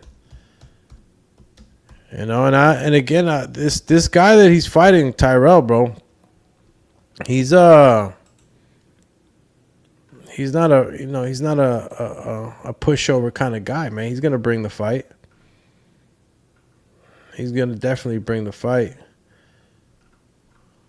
Not counting on Hedron taking out Wilder. If you guys, if you're getting that sentiment, I'm not saying that he's taking him out. I'm just saying, don't make the fight harder than what it's supposed to be. And a good win, good knockout win for Wilder. Boom, he's back in there. Let's get that Anthony Joshua fight. I want to see that fight, bro. Wilder can still KO Anthony Joshua, and Anthony Joshua can still outbox a Wilder. It's just all the ingredients are there for a good night of heavyweight boxing, right? We could get either or. We could get Wilder knocked out. We could get AJ knocked out. All that aura of invincibility has been out the window. Like, these guys can just go in there and not worry about shit. Just go in there and fight. Anthony Joshua, Deontay Wilder, let me get that. Put that on the menu for 2026. I'll take it all day. Let's see what we got up here. Coach Rivera says Jake fought Woodley twice. Why not rematch Tommy? Yeah. I mean, he tried to ask for the rematch, but Tommy, I guess, wasn't available or was quote-unquote running, according to Jake. Didn't want it again. But then again, you know, who knows why and why not that fight doesn't happen. Holy moly. Got to get that coffee in, y'all. Damn. Nick Kinnaman says if Jake Paul beats Chavez Jr., then we must demand Chavez Jr. versus Tommy Fury. Just read that. Jake fought Woodley twice. Bomb Squad. All right. Yeah, Deontay Wilder versus Tyrell Hedron. What else can we harp out, man? I really want to be coming back with an afternoon program too, guys. You know, it just gives us a little bit of spread throughout the day. So since the day was early today, obviously I can go back and focus on some other programs to come out for the afternoon. I really want to start really instilling this after lunch boxing show, all right, which is usually around 1 o'clock or 3 o'clock. So, you know, guys, stay tapped in, man. A 7 a.m. road work. Today we did have a late start at 8 a.m., but I do appreciate y'all still tapping in with me as we continue, you know, building this schedule throughout the week, solidifying it. Obviously, Doomy has, you know, got to get it all set up according to the lifestyle that I'm living, right? If you guys didn't know, I am a tax professional by trade, right? Been doing that the last 3-4 years too. So shit, if you have some tax questions, you could always hit me up on the side. You know, I'm here for the community. I'm actually helping a few of you guys in the community with your tax situation. So shout out to the bros that confided in me to help them out with that aspect of their life, since, you know, we talk a lot of boxing here, but I'm also jabbing the IRS up, making sure the homies keep most of their money. And it's been pretty good for me the last couple of years doing that. So, yeah, say all that to say that I'm trying to put the schedule together so we can come here every day on a solid time. And 7 o'clock's been working pretty good. Evening shows, too. So that's why I say, guys, listen, smash that like button. Hit that notification bell so you guys know when we're going live. We're breaking news, talking boxing, and obviously trying to keep up the schedule so we're always on when you guys need us to be. All right. So I know there was plenty of other little things to talk about with, you know, Turkey Al-Sheikh's undercard, Jarrell Miller versus Jared Anderson possibility. You know, you got a couple of things that are breaking through. and developing in the sport of boxing. So again, guys, thank you for tapping in with me this morning, and look forward to the 1 o'clock, 3 o'clock show if I can make it to that one. If not, guaranteed evening show. Hit that notification bell so you guys know where I'm going live. Champies, we were activated. You know what I mean? Now we're about to be deactivated. All right, champies. And shit, if you're gonna go out there and work out, boxing, any boxing exercises, stay tuned. I'll be trying to formulate some things for you guys, all right? Because, Doomy be training y'all. What else we got here? All right, looks like we got everybody out of here. No more comments. And, again, appreciate y'all. I'm out of here. Yep, we out of here. Cheers.